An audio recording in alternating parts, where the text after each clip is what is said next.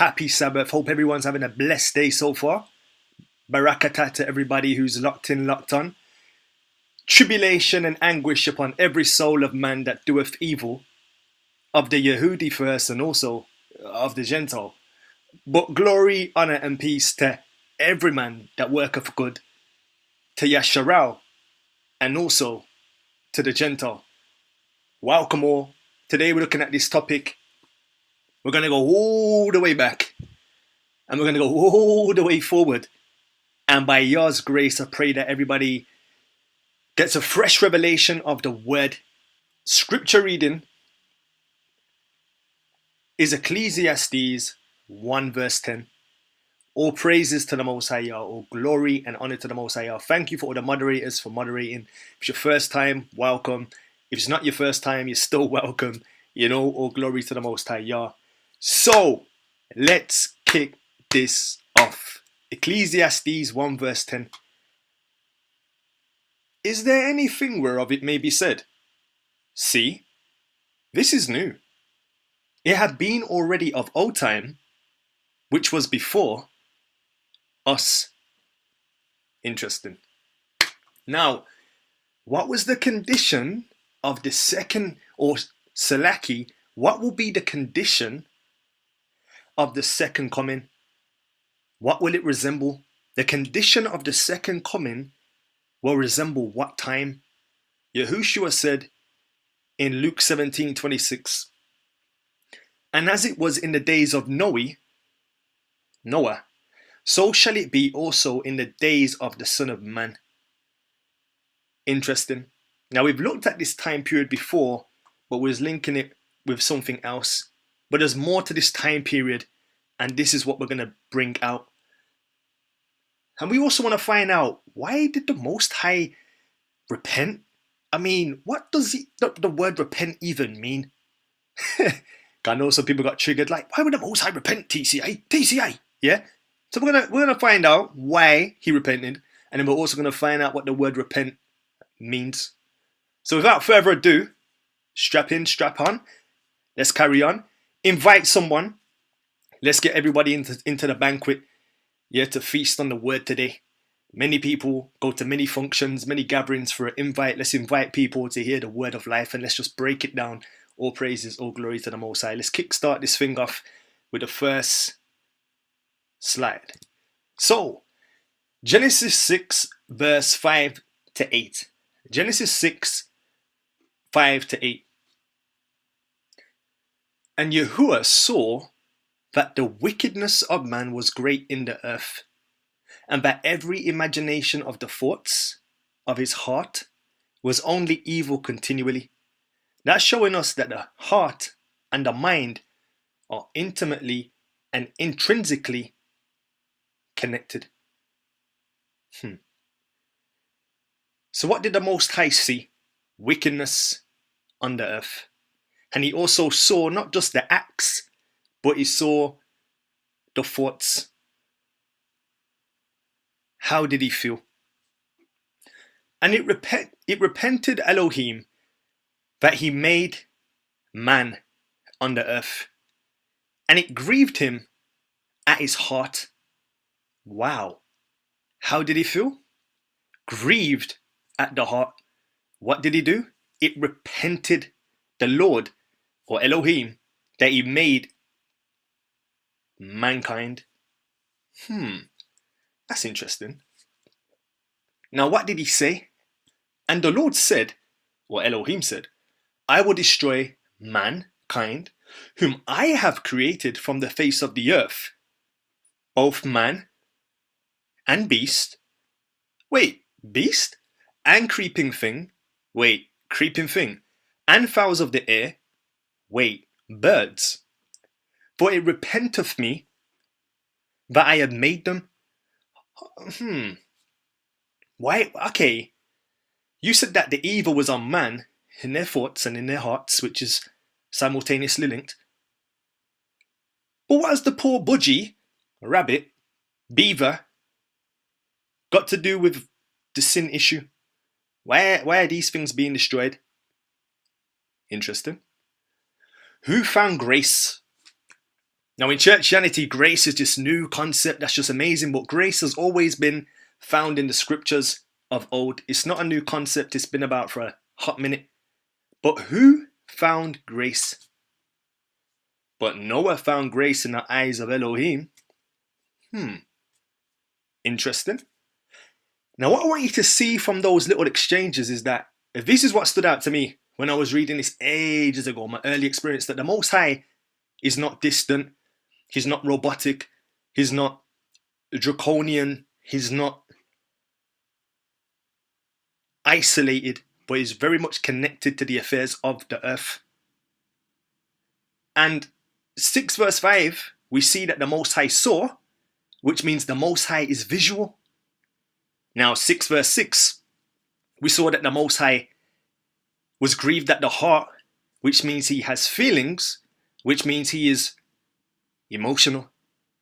We saw the Most High had a plan for the wickedness of man, which was to destroy the earth, which shows that the Most High is logical. And we also found that he was going to save or set apart Noah and his family, which shows he is merciful. But what really took place, because that's not really a lot of information to go by, in all fairness. Well, it is, but is there any more to the story? Is that it? Just wickedness on the earth was great and imagination and the heart was evil? Is that all there is to it? So let's rewind a little bit and find out what really happened and what really went down. So what really happened and what really went down? Genesis 6, 1 to verse 4. What happened? And it came to pass, when men began to multiply on the face of the earth, and daughters were born unto them, that the sons of God saw the daughters of men, that they were fair, and took them wives of all, which they choose. And Elohim said, my spirit shall not always strive with man, for that he is also flesh, yet his days shall be 120 years. There were giants in the earth in those days, and also after that. When the sons of God came in unto them, unto the daughters of men, and they bare children to them, the same became mighty men, which were of old, men of renown. Interesting. Now, there's 2 arguments for these particular verses, but we know no scripture is a private interpretation. So I'll give you the 2 arguments that people say, and then through the study, one of those mindsets has to be thrown away. Let's begin. Some say the sons of God equals the sons of Seth who slept with the sons of Cain. That was it.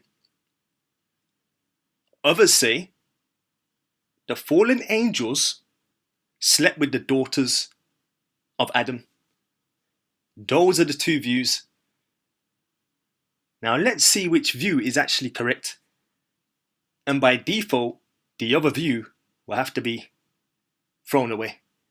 And by Yah's grace, we will clear up this during the study. Let's continue. Well, let's rewind even further back before the controversy in Noah's day. Let's go back to Adam and let's find out how the world was governed shortly after they were excluded from the garden. How was mankind ordered? What was the commandments back then, or what was the ethos back then? What was the morality back then? What was the standard? What was the mores? What was the principles in Adam's day?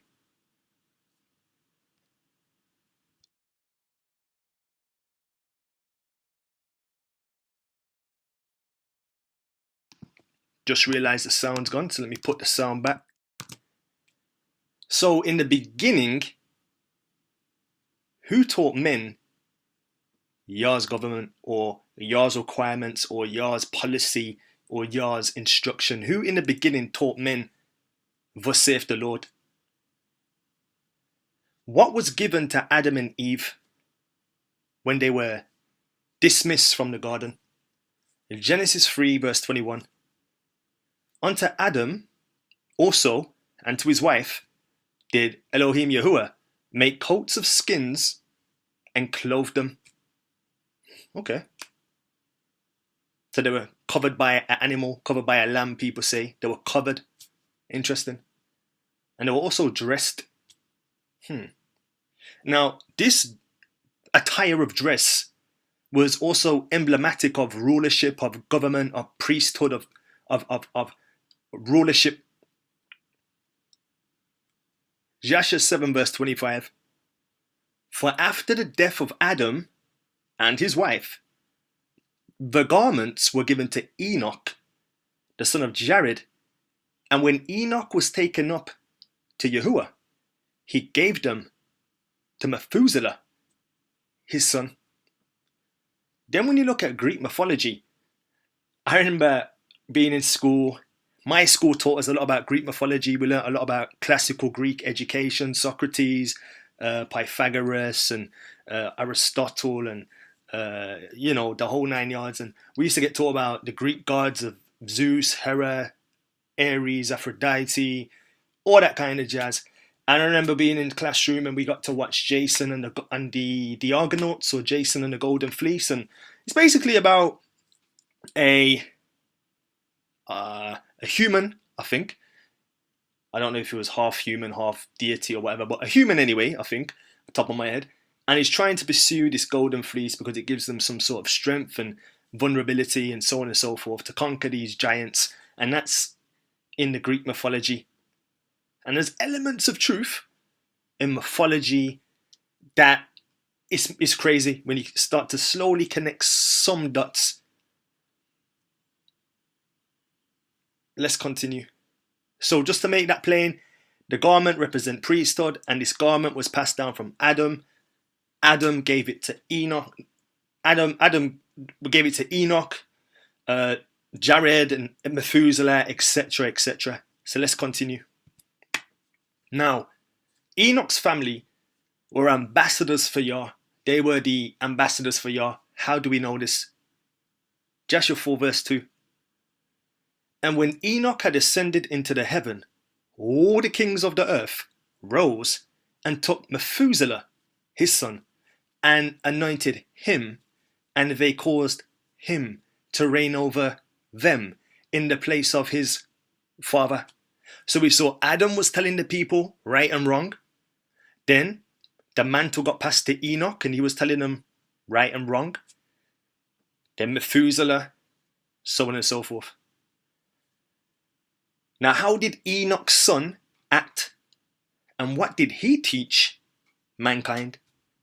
And Methuselah acted uprightly in the sight of Yah, as his father Enoch had taught him. And he likewise during the whole of his life taught the sons of men wisdom, knowledge, and the fear of Yah. And he did not turn from the good way either to the right or to the left. So he's principled. He stayed on a short and narrow road, disciplined disciple. Not no Christian, just a disciplined disciple. We're going to touch on that study another day. So we're seeing the baton was given to Adam. Adam gave the baton to the sons of Seth, till it got down to Enoch, till it got down to Methuselah. And what represented authority was his clothing. Even when you look at certain places in the continent, like I was saying on the study with Brother Benya, some cultures have the leopard intimately connected to sovereignty. When you watch Coming to America and the guy's wearing a leopard animal across him, animal clothing attire of a particular beast represented authority or some sort of government. So we still see it today in real time. Interesting. Let's continue. Now, how did the kings of the earth eventually treat Methuselah? How did the kings of the earth who made him the king over them how did they eventually treat Methuselah? How did they eventually treat Methuselah? But in the latter days of Methuselah, the sons of men turned from the Elohim. They corrupted the earth. They robbed and plundered each other. And they rebelled against Yah. And they transgressed. And they corrupted their ways. And would not hearken to the voice of Methuselah, but rebelled against him.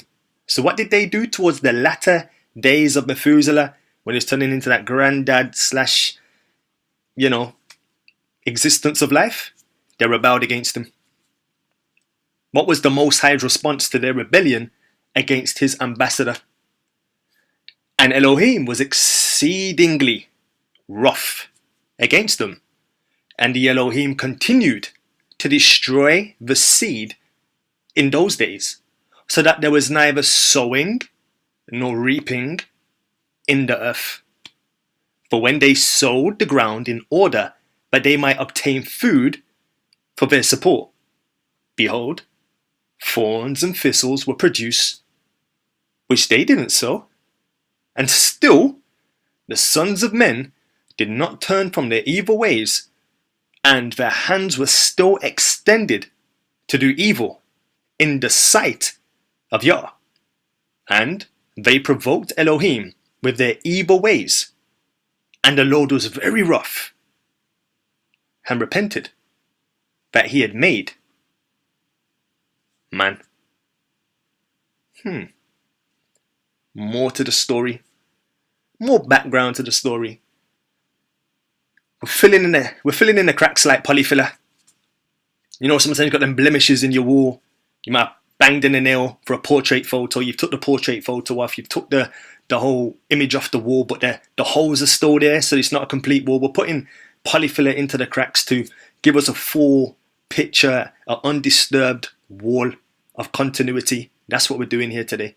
So, how did the kings of the earth eventually treat Methuselah? They said, boy, we don't want to know. Rebelled against him. What did the Most High do? He was vexed, and he targeted the seeds, not bloodline, seeds that he put in the ground for harvest. And this was a way to humble the pre-flood world. It was a slow or a timeout, before you get the it was a nice little timeout, like a little, kids don't do that, but the kids didn't listen to, so, it is what it is. So what was the response to this reproof? What was the response to the reproof of not having a bountiful harvest? It says, and still the sons of men did not turn from their evil ways, and they were still extended to do evil, or salak, and their hands were still, and the hands is something you do. When you hear hands, it means action. A lot of the, my right hand is all about action, or it can be about authority. So in their authority, in their action, in their hands, they were still planning to do wickedness and evil in the sight of the Most High.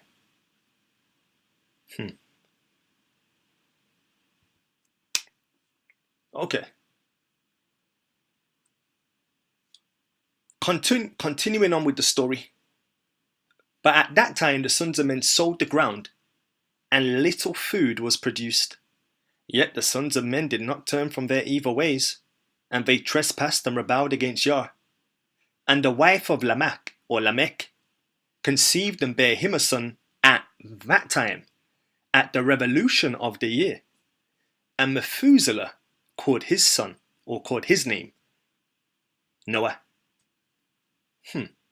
Saying, the earth was in the days at rest, and free from corruption.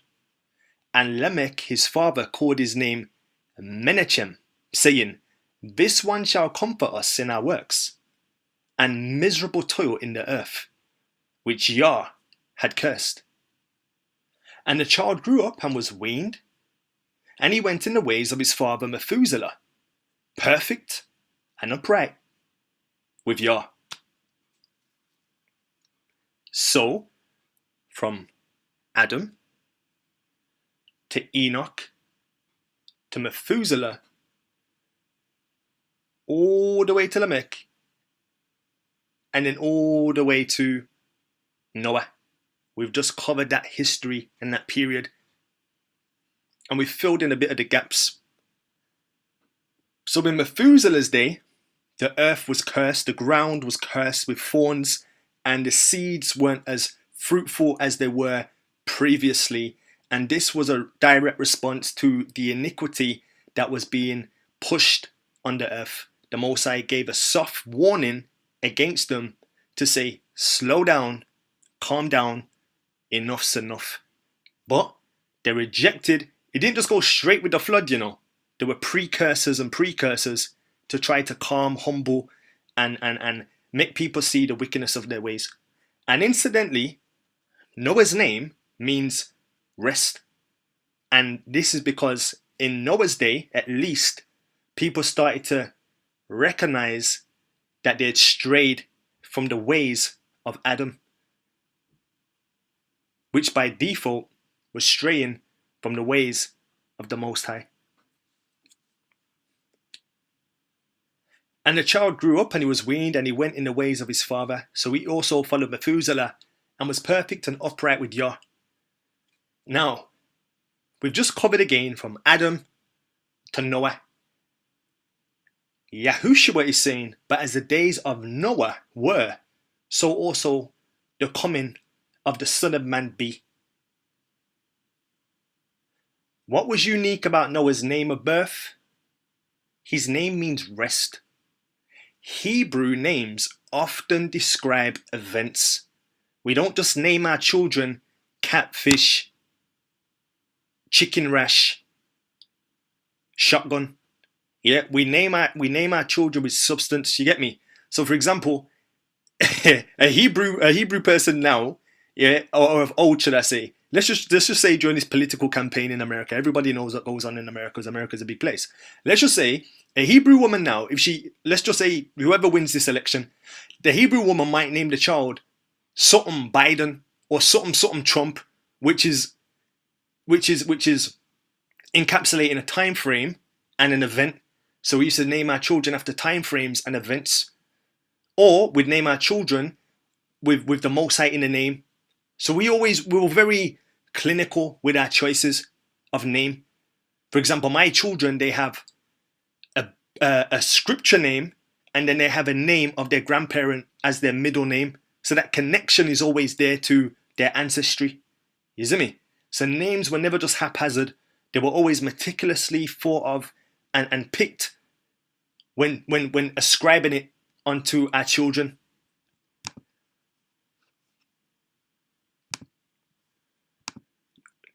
By Yah's grace, we haven't even touched the surface. We're just setting the framework, putting down the foundation, and then we're going to bring this history to today.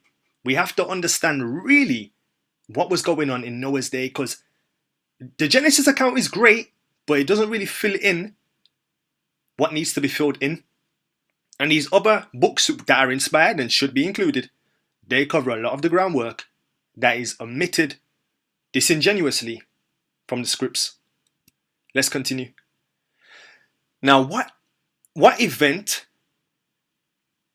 was Enoch's dad, Jared, named after? What event was Enoch's dad, Jared? What did it represent? Why was his dad named Jared? What does Jared mean? Why on earth did they call him Jared? Or Jared? Why did they call him Jared? Genesis 5:19. And Jared lived after he begat Enoch 800 years and begat sons and daughters. How long did this guy live? 800 years. Wow. Interesting. Now, I was reasoning with a very good brother of mine because I remembered the story, but I couldn't pinpoint what his name meant. So this is our WhatsApp exchange here. I said to my bro, yo, what was the guy's name again? And what did it mean? And he said, oh, his name means to... And I was like, oh, okay. So Jared's name means to descend, or literally to go downwards, or conventionally to a lower region. So Rarad, that's how you pronounce it, Yarad, or Jarad, or Jarad, yeah, His name is to descend, literally to go downwards, or conventionally to a lower region. Why are we calling our child, Salak, lower region or to descend? What happened? What event, what political campaign was going on in Jared's day? Like I said, we didn't just call our children stilettos and chicken foot and rice pudding and oxtail. We had purpose in the name. So let's find out what the name meant. Jubilees 415. Jubilees 415. And in the second week of the 10th Jubilee, Mafal, I can't pronounce some of the names, you know. I'm not going to try, but I'll try. Mahalal took unto him wife Dinah, the daughter of Barakiel, the daughter of his father's brother, and she bare him a son in the 3rd week in the 6th year. And he called his name Jared. Why? For in his day, what happened?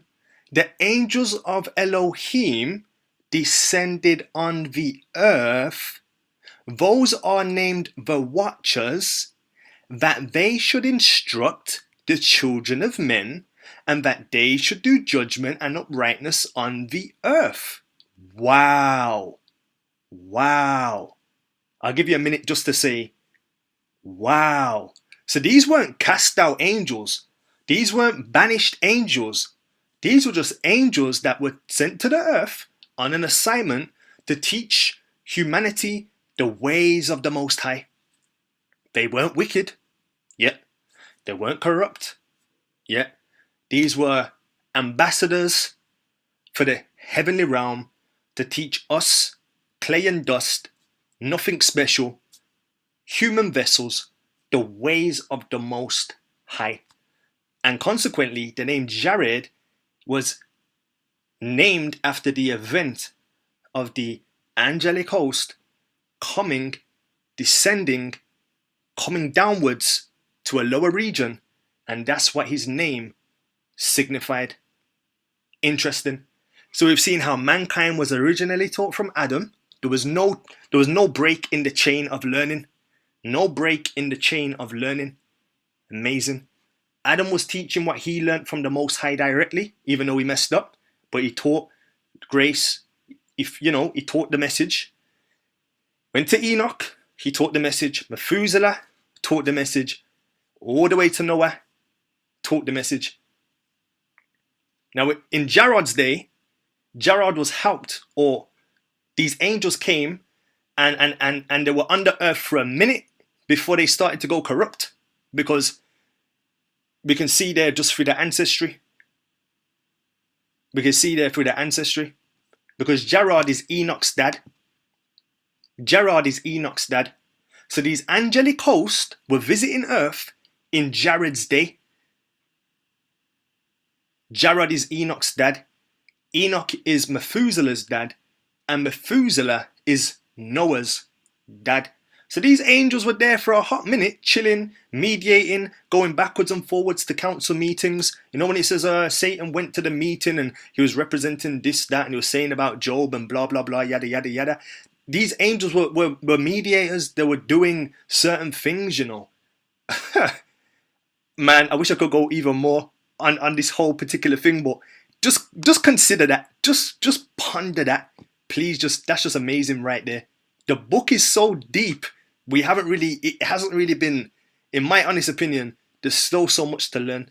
And it's been amazing just learning and sharing with everybody on the chat feed. But let's continue. So what happened in Jared's day? What happened in Jared's day? Then I, Enoch, answered and said, oh, and I hope we've just clarified, I hope we've just unequivocally clarified that angels came down to the earth. It wasn't no sons of Seth or daughters of Seth or none of that. It was angelic host. Yeah? So that false doctrine that gets taught in Seventh-day Adventism and all these other Edomite churches, that doctrine can get thrown away and discarded because it doesn't line up with the text. But let's continue. Enoch 105 verse 13. Then I, Enoch, answered and said, The Lord will effect a new thing upon the earth. This have I explained and seen in a vision. I have shown thee that in the generations of Jared, my father, those who were from heaven, what did they do? Let's find out. What happened in Jared's day? What did they reject? What did they lay aside? Then I, Enoch, answered and said, the Lord will effect a new thing upon the earth. This have I explained and seen in a vision. I have shown thee that in the generations of Jared my father, those who were from the heaven disregarded the word of the Lord. Behold, they committed crimes. They lay aside their class. Lay aside their class. That's an interesting word to use. Class. Angels had class. And intermingled with women. With them also they transgressed. Married with them. At least they weren't fornicating. They exchanged vows. Yeah. Married with them. And begot children. Bizarre. Interesting. To say the least. Interesting to say the least. So, let's just break this down. What happened in Jared's day, or what slowly, gradually started happening in Jared's day? They started to disregard their assignment. They were assigned a task to be a mediator, to be a light bearer, because interestingly, Lucifer's name means light bearer, but that's another story for another day. So they disregarded the assignment and, lay aside their class. Now, guys, did you know that angels have classes? There's classes. The Book of Jubilees breaks down the classes perfectly. Very, very perfectly. But for the sake of time, I'm just going to break it down simplistically using what we have. Just notice the sound has disappeared. Let's bring the sound back. Okay, so there's probably more classes outside of this, but I'm just giving you a simplistic rendition of the two that it's not up for debate, it's not up for discussion. We don't have to do exegesis, hermeneutics, politics, schematics, philosophy degrees, theology. No. There's two that we can kind of just say, okay, they're in the book and, it is what it is.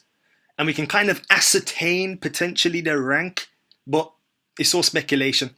Now, let's go with this. So in Isaiah 6 verse 2, it gives a description of a certain angelic host. Yeah. And then in 2 Chronicles, it gives a description of angelic hosts. So let's just read and find out these particular two. So you have a seraphim. I did have the definitions in here, Might throw them in quickly if I can find them.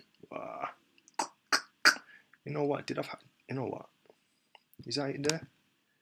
Give me 2 seconds. I'm just going to try to find the definitions. I took them out. I had more slides in, but I thought for sake of time, I'm not going to add every single iota to wait, is this it?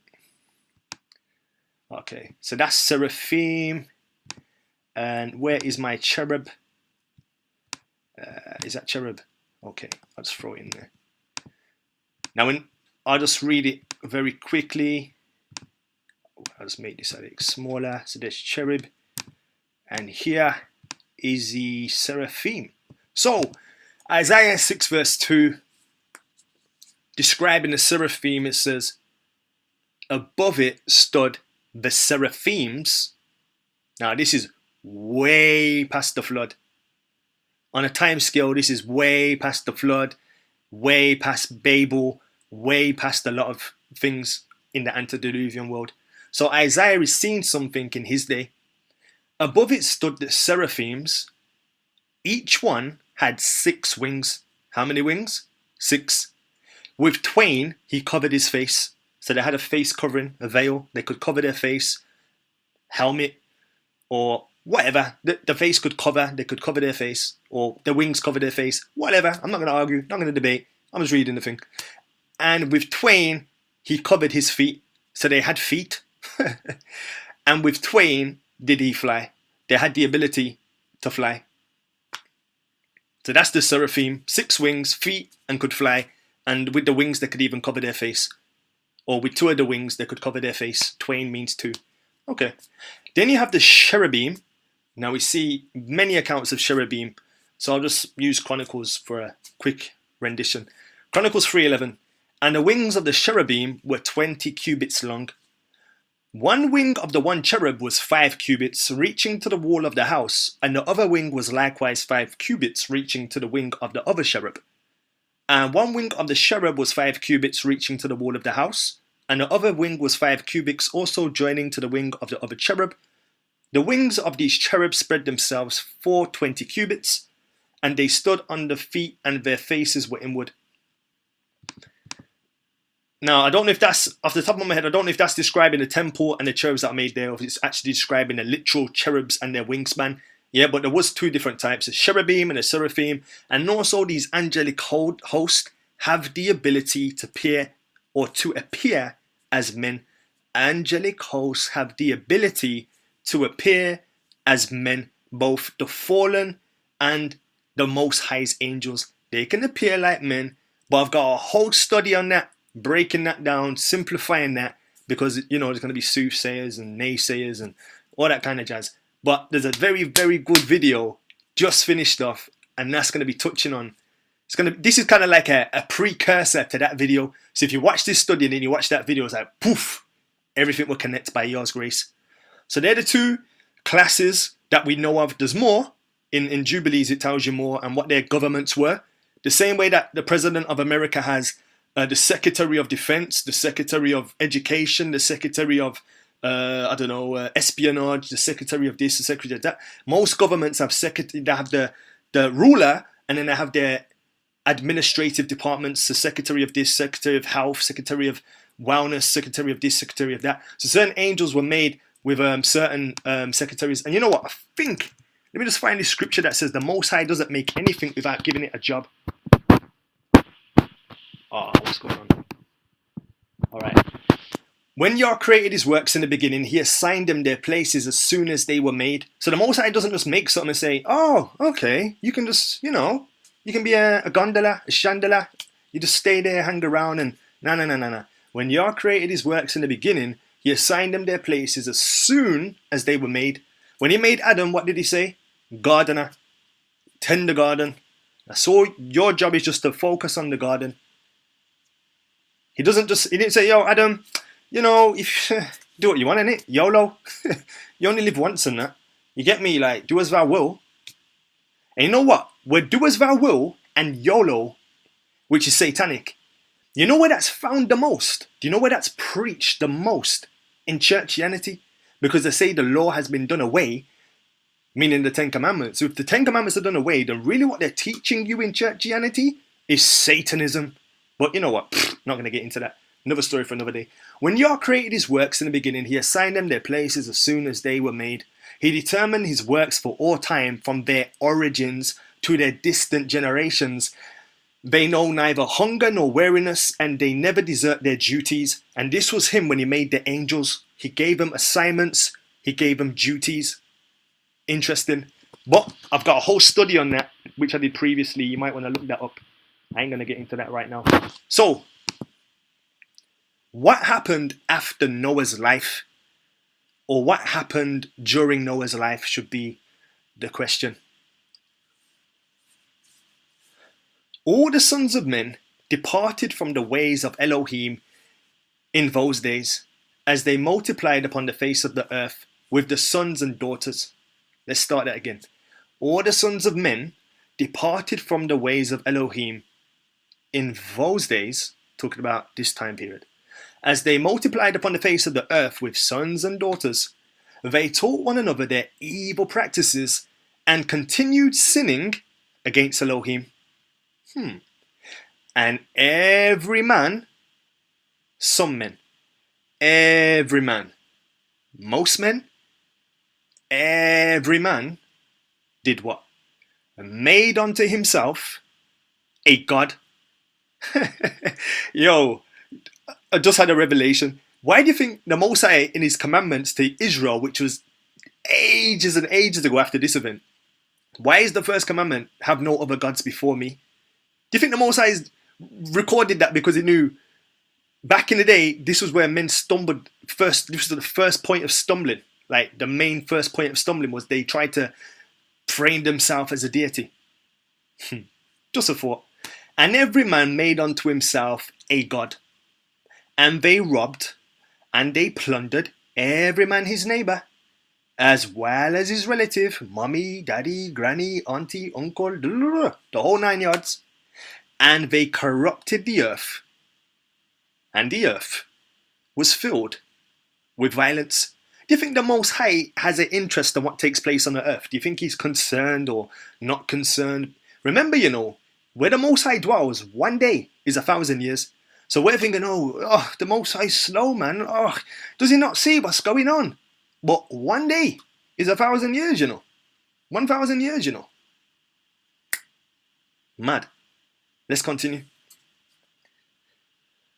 So the giants and the fallen angels were worshipped in the pre-flood world as gods. And this is where your mythology comes from.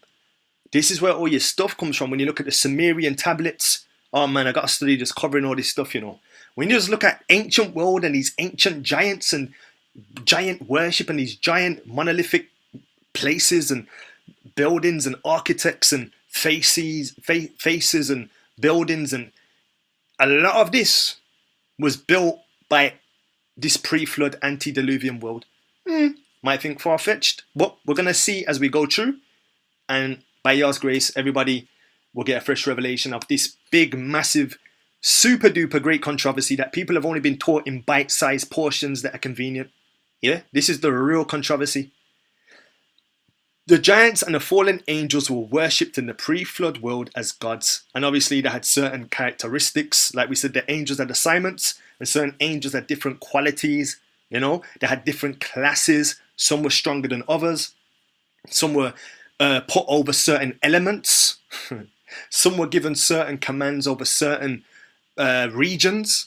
And some were given certain abilities, this, that, and the other, like science, because science and technology, this is another thing that I didn't put in this study, but the angels taught them technology. One of the things these fallen angels taught the giants, and the giants, they taught their offspring, and the giants taught mankind, and mankind was always having these crazy wars, was technology. Technology. Angels are messengers. That's what they're supposed to do, give message.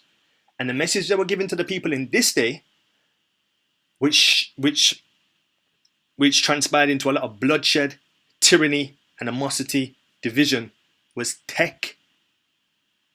technology. Now you're thinking, nah man, this is too far-fetched. No way were they worshipping gods. Come on, TCA. Come on. That's some Star Trek, Star Wars, yiggy yaga jubba jabba. Alright then, man. Let's continue. Let's see if we've seen this before. Let's see if we've seen this before.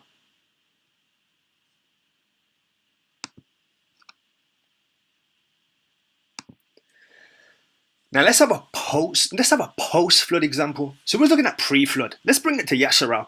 Those special people that the Most High called to do a special assignment, similar to the angels. He sent the angels on a special assignment, and they corrupted themselves, and they cross-bred. Likewise, he put Yasharal on a special assignment, and one of the things that they used to do that got them into trouble to worship these fallen deities was they cross-bred. But that didn't happen, and there's no significance in this thing that we do today, and the whole cross. That can't be applicable today. Surely, TCA. We live in a post-racial, post-this, post-that civilization, and that the Most High understands. I doubt it. Because these things have happened before, and the Most High wasn't impressed.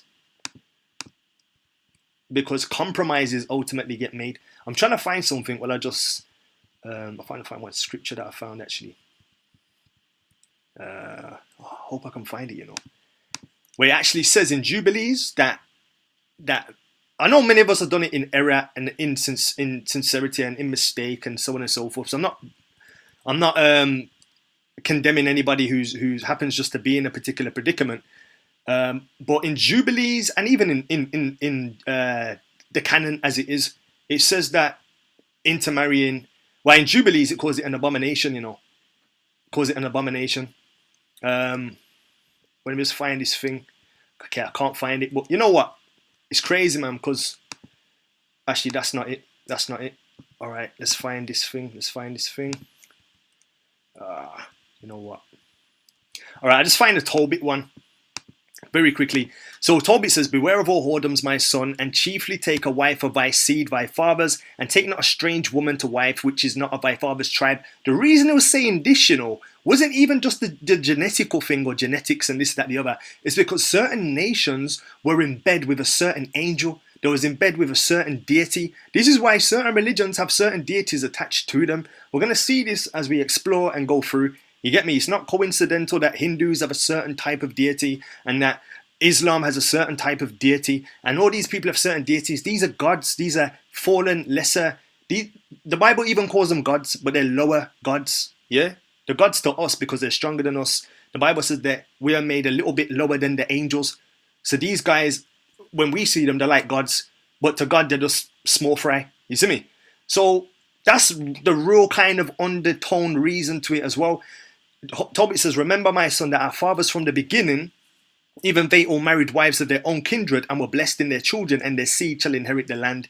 Yeah, so that's why it's not this racist thing. There's a very deep historical significance, and we can kind of cross-reference that with the angels. But coming back to the topic at hand, so post-flood example of fallen angel worship.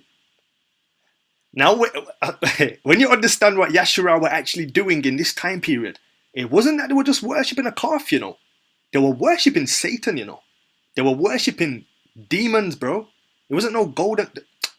Anyway, Exodus 32 verse 5.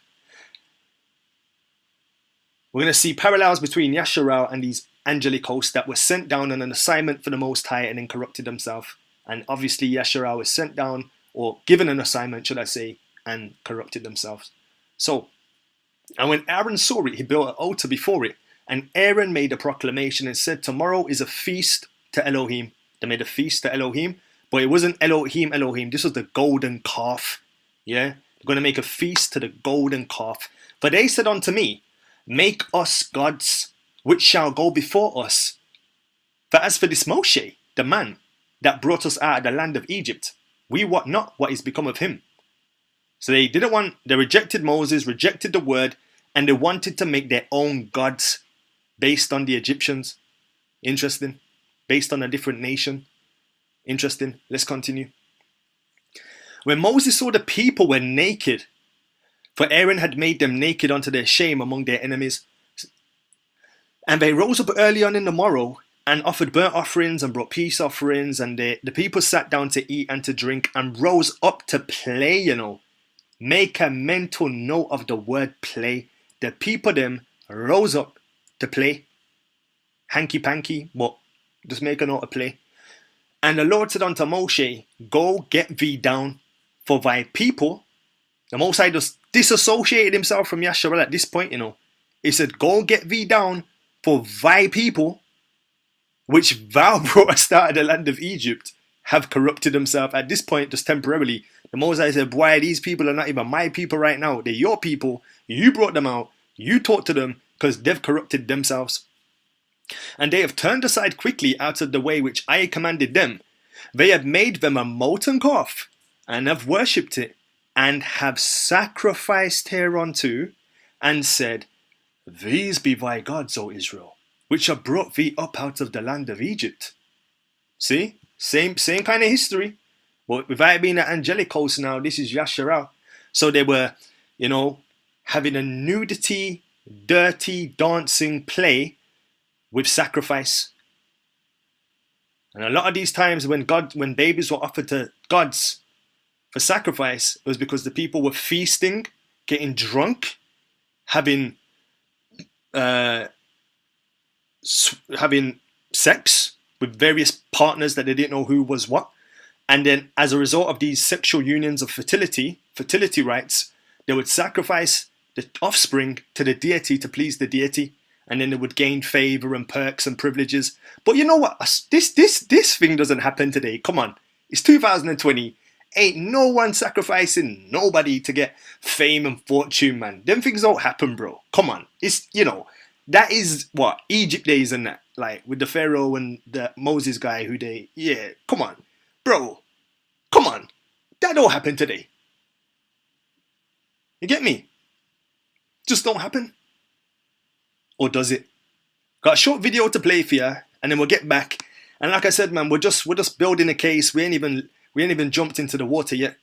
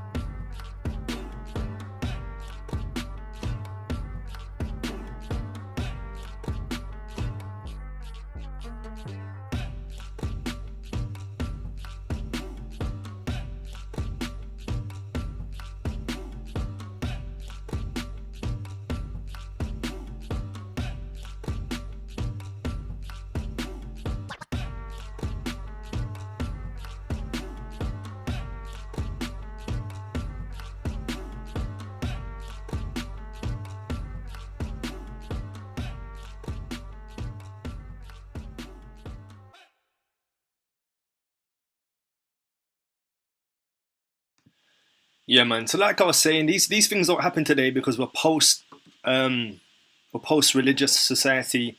We don't believe in anything. We're humanistic people. We don't believe in any of those things. You get me? Like we're just divorced from all of that. All right, let's hear the same account in Jubilees 1 to verse 3. Let's find out what happened during this time. And it came to pass, when the children of men began to multiply in the face of the earth, and the daughters were born unto them, that the angels of God saw them on a certain year. So they saw them on a certain year, interesting, of this Jubilee. So it wasn't like they all just was doing it every day of the week. It was a certain year that they conspired and did this particular act, according to this account, that they were beautiful to look upon. These antediluvian, post-flood Adamites were pretty attractive, apparently. And they took themselves wives of all whom they choose, and they bare unto them sons, and they were giants. That's just simple. So again, those people who subscribe to Seth and it was just the sons of Seth and the sons of Cain, garbage, throw it away. Jubilees, verse 2. And lawlessness increased on the earth, and all flesh corrupted its way alike, men and cattle and beast and birds and everything that walks on the earth. All of them corrupted their ways and their orders, and they began to devour each other, and lawlessness increased on the earth, and every imagination of the thoughts of all men was thus evil continually. And Yah looked down upon the earth, and behold, it was corrupt, and all flesh had corrupted its orders, and all that were upon the earth had wrought all manner of evil before his eyes. So this is the same account in Genesis, but there's just way more layer to the cake. And the Jubilees account, as we've looked at previously, we've got a whole series on Jubilees. This is still found in the Ethiopic Bible. If you was in Ethiopia, this would be a part of your everyday Bible. So this is telling you more clarity, more context to what was going on. So these angels had sons with women, and they made them, and they turned out to be giants. And corruption happened, lawlessness happened, and this, that, and the other happened. So a lot of these mythologies have some truth in them, you know. Come on. They were giving witness accounts in allegorical manners to their citizens. So the Greeks gave witness accounts of allegories and so on and so forth. And the Sumerian tablet, the story of Gilgamesh. All these ancient writings, I mean, even in the Sumerian tablets, to talk about serpents that walked, you know, serpents that fell from another planet or heaven, because heavens just means the next level up, galaxies. Yeah, it said they fell, these serpent-like creatures, to earth in other sources outside of the Bible. Yeah, so everyone's got their own mythological spin. And when you start connecting the dots and start being so scared to just investigate, you're like, wow, these people knew there was something more to what we know today. It just so happens that the people in the world who govern at the top, they also know, and they also still worship these entities. But we just think it's entertainment. We think it's Hollywood. We think, oh, superheroes. But there's more to it. Now, Jubilees chapter 5, verse 4 to 8. And he said that he would destroy men and all flesh upon the face of the earth which he had created. Backpedal. They corrupted their orders. How does a cattle and the beast and the bird and everything that walks on the earth corrupt their ways? And okay, I get humans can corrupt their orders, but how does the budgie, the buffalo, and a cat, how did they corrupt their orders? What was going on? And he said that he would destroy man and all flesh upon the face of the earth which he had created. But Noah found grace before the eyes of Elohim. Now what did he say to these angelic hosts who did the hanky-panky and crossbred? The same way Yasharal, when he gave them their assignment, they crossbred and started to follow their deities. History's crazy. Anyway, against the angels whom he had sent upon the earth, notice they weren't kicked out. These weren't baddie angels. These weren't naughty angels. These were angels that he actually assigned a particular job and a role. Against the angels whom he had sent upon the earth, he was exceedingly wroth, and he gave commandment to root them out of all their dominion. So they had dominion on the earth. This is where these cult religions come from. Like I said, the angels were there teaching people how to serve the Most High and doing the animal sacrifices for sin and so on and so forth. And then they got a bit gassed up, they got a bit prideful, and then they took the worship for themselves. And there's so much history in that, but I'm going to probably follow up on another study. Or if you watch the documentary that's coming out on the angelic host, it just kind of, the revelations the Most High sent on that was phenomenal. So I encourage you to watch that. But he gave commandment to root them out of all their dominion, and he bade us to bind them. He bade us to bind them. I don't know who the us is, if the Most High is talking to the angels, the good ones, or if he's talking to humans. But in the context, I think it's talking to the angelic hosts, and he bade us to bind them in the depths of the earth. So these angels were bound in the depth of the earth, and behold, they are bound in the midst of them. So they're in the midst of us, you know. Oh dear. I don't think people are catching what he's saying, you know. They were bound on the earth, so they can't leave the earth, basically. They're bound on the depths of the earth. They can't leave earth. It was cut off. Even though we know in Job there was going to and fro. In terms of like, they can't just willy-nilly, there has to be an appointed time for them to present themselves. Hence why it says there was an appointed time they presented themselves. But they can't just willy-nilly, vamos, they're bound. And behold, they are bound in the midst of them and kept separate. So they're kept separate. Kept separate in the midst of us. Now, listen to this before we go further. In your own time, read the story of Elisha.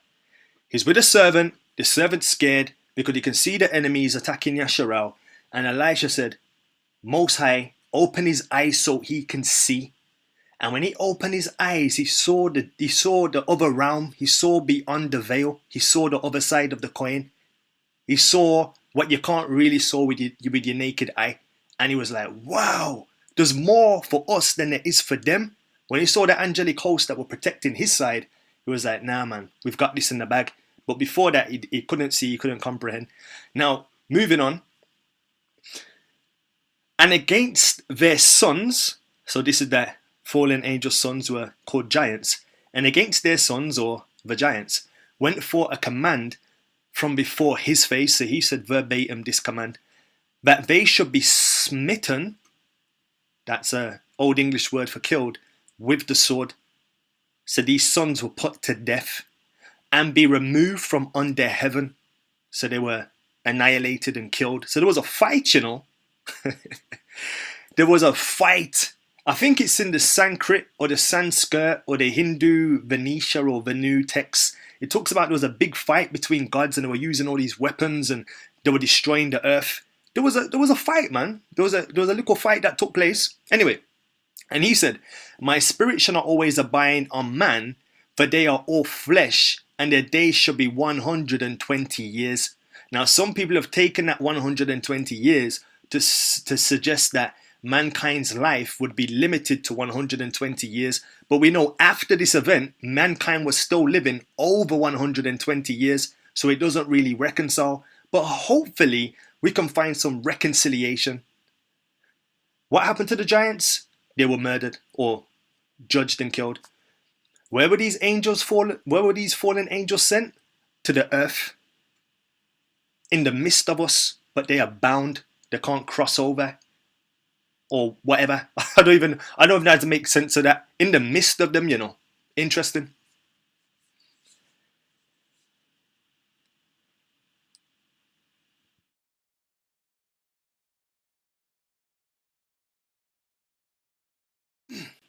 Just noticed that the audio was gone. Now, it wasn't just Noah that was preaching and teaching, as we've seen before. It was Methuselah too. And Methuselah is Noah's dad. And Noah and Methuselah spoke or taught all the words of Elohim to the sons of men. So we saw it went from Adam to Jared, or to Seth, to Jared, or just basically the lineage of Seth were the teachers of mankind. Yeah? And then he went from Jared, Enoch, Noah, Methuselah, or Methuselah to Noah, Salaki. So there was the Most High didn't keep humanity in limbo. He didn't keep them with just do as thou will. There was a standard to live by. There was a law. There was a government that was orally taught in the antediluvian world. And Noah and Methuselah spoke all the words of Elohim to the sons of men, day after day, constantly speaking to them.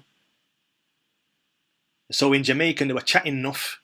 Like, you get me? Telling them every day, spread your bed, spread your bed, spread your bed. And they're just leaving the bed pillow all over the place. You know, no organization, nothing. Yeah, they were just disregarding what they were saying. But the sons of men would not hearken to them, nor incline their ears to their words. And they were stiff-necked.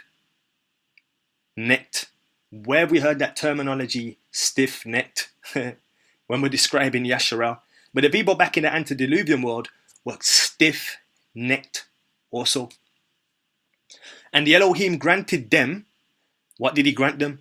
And the Elohim granted them a period of 120 years. So they had a time to fix up.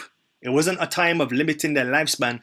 That was a result of eating meat and the gradual change from vegetarian to a meat-based diet. And also, it was also because of the atmosphere. But that's another story. The atmosphere changed after the flood. I got to study on that, but another time for another day. So anyway, they had a period of 120 years, yeah, to fix up. Yeah, you know when you say to your child, yo, you got one more strike, you know, and then it's some straight, you get me? Madness. So the Most High said, yo, I'm giving you 120 years to fix up. If you don't fix up, I'm going to, you know, deal with you guys accordingly.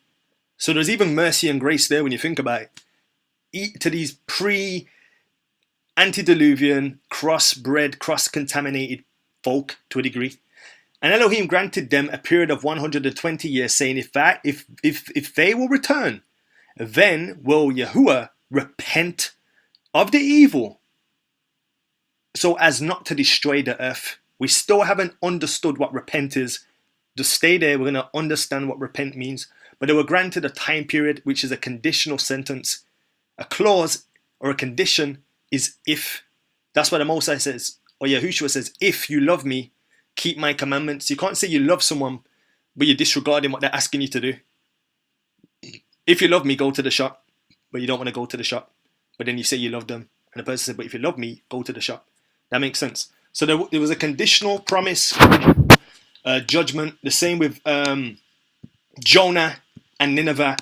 You know, he said the Most High sent Jonah there on a message of destruction and also a message of mercy. Now, what did Noah refuse to do and why? In Noah's day, what did he refuse to do and why? And many people have this same Noah mentality today. I hear many people saying the same thing today, which is fine. I'm not knocking people for saying it, because I found it interesting, because Noah had the same mentality too. Noah, the son of Lamech, refrained from taking a wife in those days to beget children, for he said, surely now Yah will destroy the earth. Wherefore then shall I beget children? So it's like, the Most High is mashing up the earth. Why am I going to have children? And Noah was a just man. He was perfect in his generation. And Elohim chose him to raise up seed from his seed upon the face of the earth. And the Elohim said unto Noah, take unto thee a wife and beget children, for I have seen thee righteous before me in this generation. So what did the Most High say? He said he had seen Noah righteous before him in this generation. Now, whenever we was talking about order, like what order was corrupted, bro? Like, you know, how can a budgie and a guinea pig and an octopus, you know, how can they corrupt their orders? So what was done intentionally, this wasn't done, you know, accidentally, haphazardly, without any consciousness. This was done with thought. This was done meticulously. This was done, you know, with the intent. So what was done intentionally? To provoke. Now this was like the final straw. This was the thing that just broke the camel's back. This is when the Most High said, you know what? Cha, me done. Yeah, he just said, no go so. He just dealt with them, gave him the uppercut, and just said, forget it, it's done, it's over. Yeah, what happened? Jasha. And their judges and rulers went to the daughters of men and took wives by force from their husbands, according to their choice. So the judges have now followed the angelic's example. The angels did it, so the judges did it. You know what I'm saying? So this is what I say is, who much is given, much is required. my little daughter, she's my oldest, and my son is my youngest. So I always say, the buck stops with you. Even if the little one's doing madness, I say, he's gonna copy you, emulate you, because you are the big sister. Likewise, the angels were the big brother, per se, and they corrupted themselves. So then the judges were like, well, they're doing it, I'm doing it. They foul, I come for. If they're bad, I'm bad. And the judges and rulers went to the daughters of men and took wives by force from their husbands according to their choice. And the sons of men in those days took, what else did they do? They took from the cattle of the earth, the beast of the field, and the fowls of the air. And took, on that same point, some people are pastors. Pastors might do something dodgy, I don't know, fornicate or adultery or something. And they'll use the pastor or whoever they revere, whatever human deity they revere, and they'll say, if he did it, I can do it. That's why be careful what you do, man, and just be careful of your example that you set. This goes to man, woman, dog, chicken, everyone. Reading on. The beasts of the field and the fowls of the air. And the sons of men in those days took from the cattle of the earth, the beasts of the field, and the fowls of the air, and taught the mixture of animals of one species with the other, in order therewith to provoke the Elohim and Yahuwah saw the whole earth, and it was corrupt, for all flesh had corrupted its ways upon the earth, all men and all animals. This is why when you look at some Hindu art, you see some deformed elephant looking half man, half beast. Yeah? Not just in India. Globally, if you go around the world and you look at some ancient art, in fact, we're thinking, oh yeah, this is just some, abstract art, it's abstract animal art, it's it's contortion of different animals to show different perceptions. No. These things were like they were recording what they saw. Yeah, it wasn't just an experimental day in the office. They were recording and trying to preserve what they saw. Like these things were going on back then. But what was the final straw? It wasn't the giants per se they got dealt with. It wasn't this, that, and the other. The final straw, at least according to this text, that broke the back of the camel was the mixture of the animals making crossbreeding the species. This is why it says in Isaiah, off the top of my head, the ox knows his owner. Yeah, they were trying to mess with the ox, man. The ox didn't know if it was a cat or if it was a bat, if it was a chimpanzee or if it was a giraffe. They were messing with the natural order of things. So the Most High, if you know anything about him, he says, let everything be done decently and in order. When they started to mess with the Most High's order now of animals that can't protect themselves, that's when the Most High said, you know what, give me the boxing gloves. All right, it's hammer time. Switching. Yeah? Can't deal with them. Not only are they being bad breed, but they're making the animals bad breed. And the Most High switched. And this is why the earth was reset. This is why the Most High repented. And the Lord said, I will blot out the man that I created from the face of the earth. Yea, from man to the birds of the air, together with the cattle and the beast that are in the field.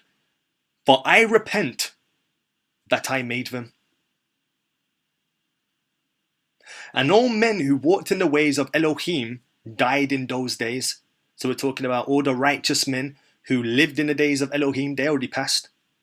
Before the Lord brought the evil upon man, which he had declared, for this was from the Elohim, that they should not see the evil which the Lord spoke concerning the sons of men. So those who were sold out, loved the Most High, didn't compromise, they were perfect. Now they weren't perfect because they were sinless, they were perfect because they weren't contaminated. They didn't change their species, they weren't mingling, they weren't having fornication with cats and lizards and whatever. They were perfect in that sense. And just other things. They kept themselves spotless and so on and so forth. So the same people back then, they were saved by grace and they lived a life of faith and they had righteous works. Glory to Yah. And all the men who walked in the ways of the Lord died in those days. But before the Lord brought the evil upon man which he had declared, for this was from the Elohim, that they should not see the evil, the flood, which the Elohim spoke of concerning the sons of men. And again, Noah found grace in the sight of Elohim, and the Elohim chose him and his children. Amen. When you do something right, you don't just bless you, or you don't just get grace for you, but you get grace for the whole family. And Noah found grace in the sight of, and there's another story, just to confirm this, Abraham and Lot. Lot found mercy because of Abraham's petition. That kings of Israel who are so corrupt and so power hungry and so just full of arrogance, most of them, and the kings of Judah, so full of arrogance, some of them or most of them. When you read the book of Chronicles, they kept, the Most High saying, if David wasn't your granddad, if David wasn't your granddad, if David wasn't your granddad, I wouldn't be dealing with you guys like this, you know. True say David's your granddad, and I'm cool with David. I'm going to give on a lot of blah, blah, blah. You get me? And Noah found grace in the sight of the Elohim, and the Elohim chose him and his children to raise up seed from them upon the face of the whole earth. Now, the $1 million question, what and why did the Most High repent? We've answered that. But what does it mean in this application to repent?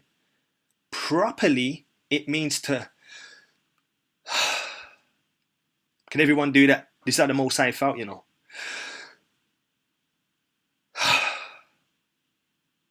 Man was just disappointed, isn't it? And when we sin, we should also have that... A lot of men and women, when they commit fornication, soon as they finish what they need to finish, they're like this. Why did I do that? Why did I do that? Yeah? Or when they rob something, or when they bear false witness and their conscience get pricked like Judas and he wants to hand back the money from which he betrayed Yahushua. They're like... And we know what happened to him. So this is what the Most High was feeling, man. It was like, yo,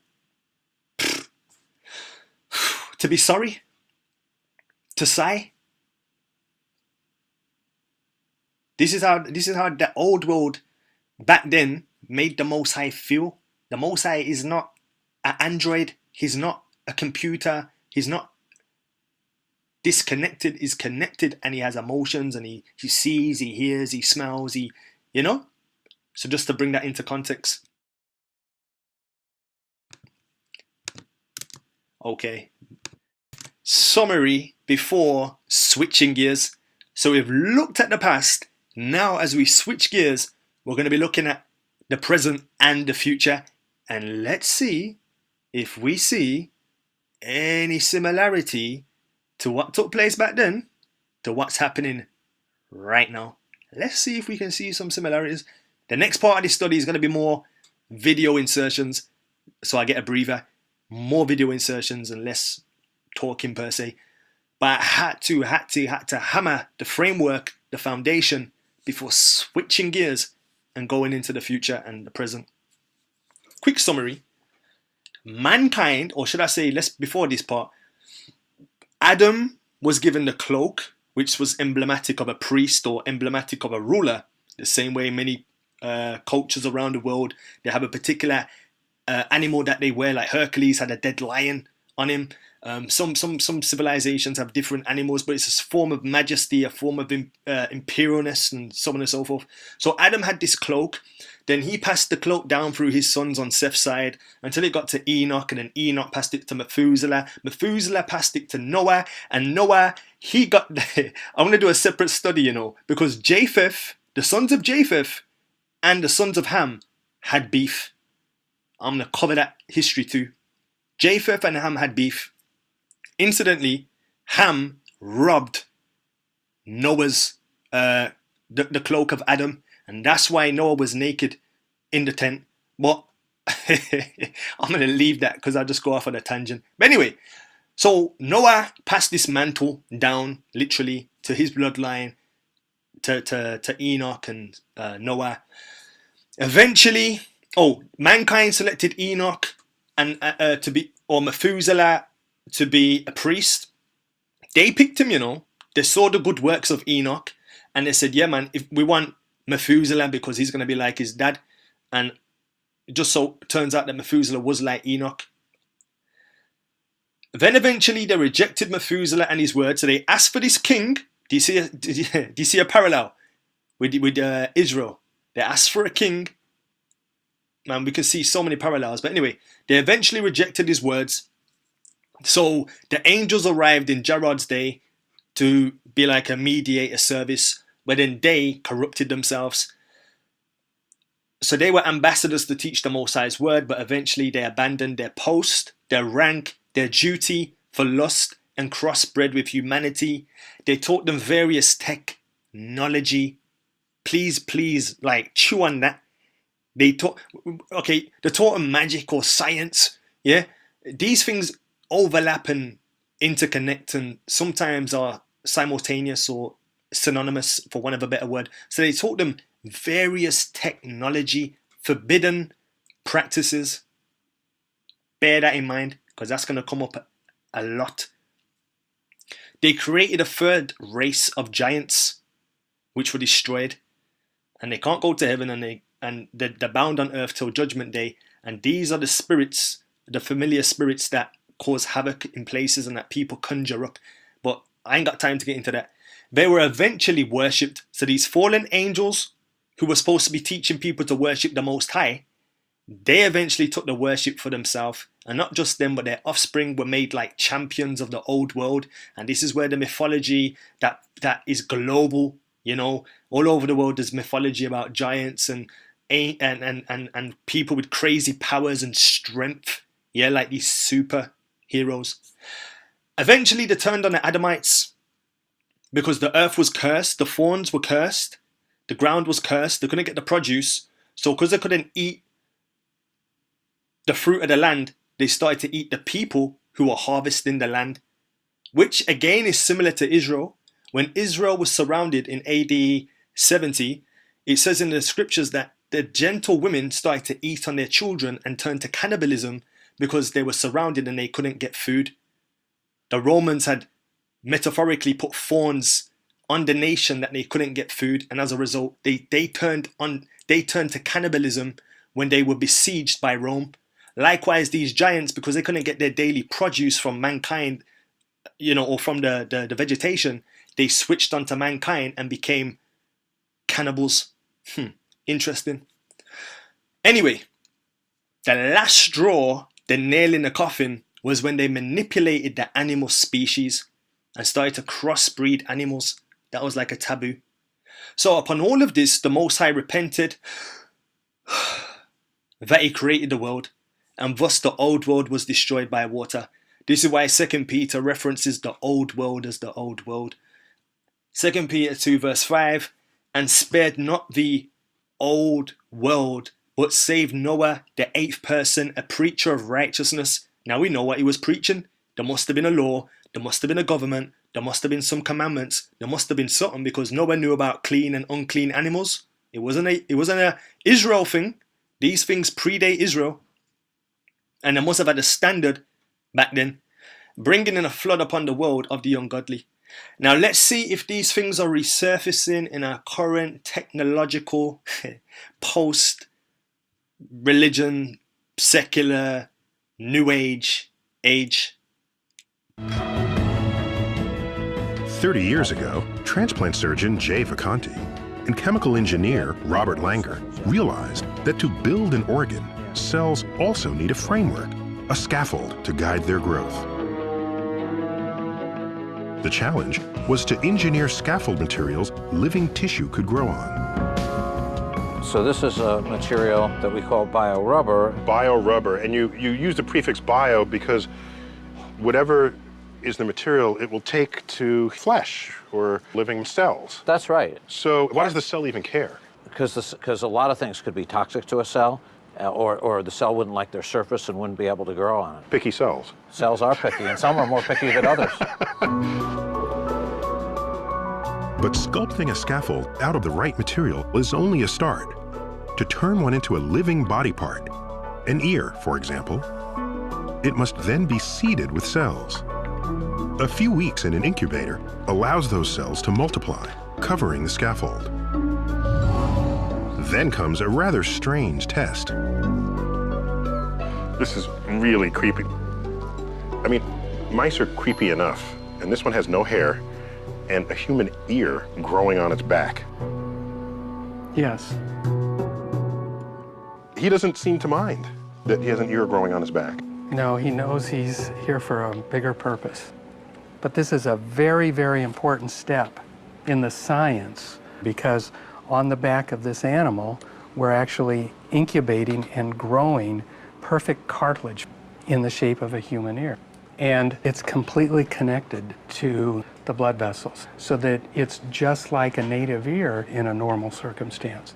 In the head of a person. That's correct. So when this finally gets implanted in a human, you don't expect rejection, as is so common with new body parts. Exactly, because we're going to start with the patient's own cells.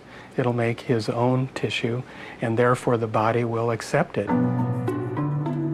Within a year, Vacanti and Langer expect to be implanting their ears directly on the heads of soldiers wounded in Iraq and Afghanistan. But these will not be the first recipients of lab-grown body parts. Already, patients of other doctors have received blood vessels, skin, muscles, even bladders built the same way.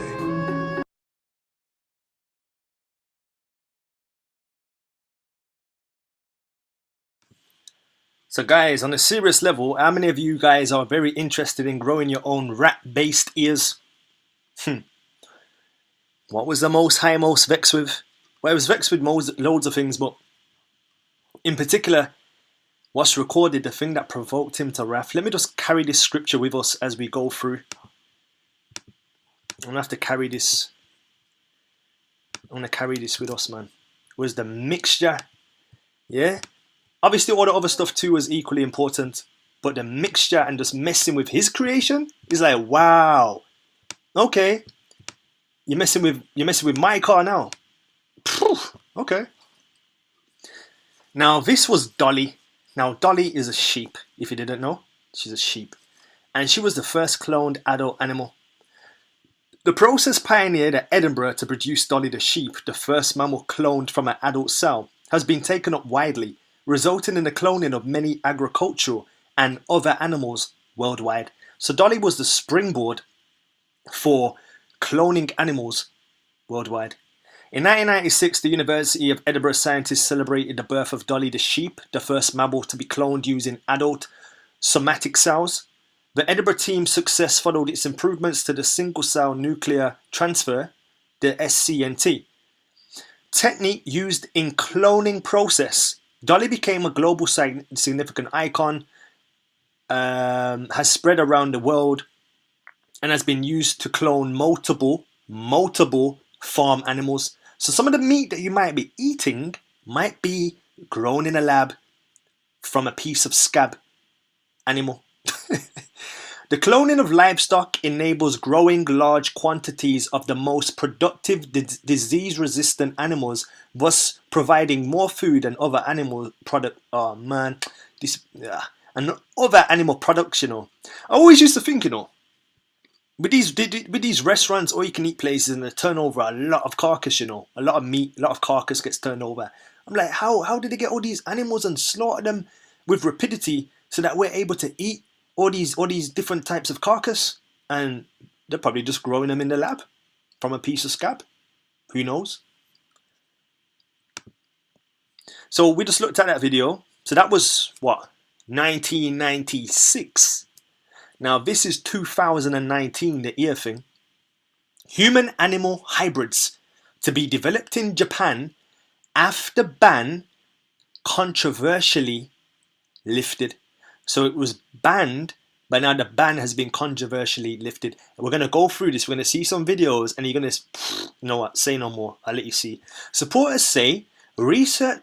Oh, and the pitch that they use, this is the pitch. The pitch is, we're doing this for longevity of humanity, you know, for those who might be injured. We're trying to repair them and help them, you know, to grow back limbs. And we're doing this for humanitarian purposes. We're doing this as it's a benevolent cause for humanity. I mean, if your mom, you know, bless her cotton socks, she stopped hearing, wouldn't you want her to have an ear that could replicate hearing?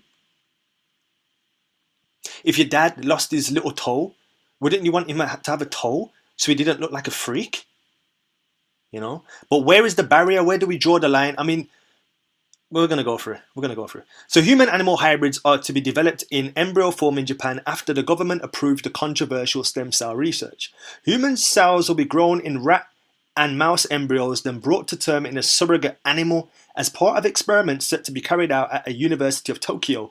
Supporters say the work led by renowned geneticist Himerotitsu Nakachu could be vital first step towards eventually growing organs that can be transplanted into people in need. So this is how they're going to pitch it, you know. But there is a disingenuous, insidious, clandestine agenda behind it. But for us, they're gonna pitch it as if, oh, it's a benevolent, life-saving exercise for humanity.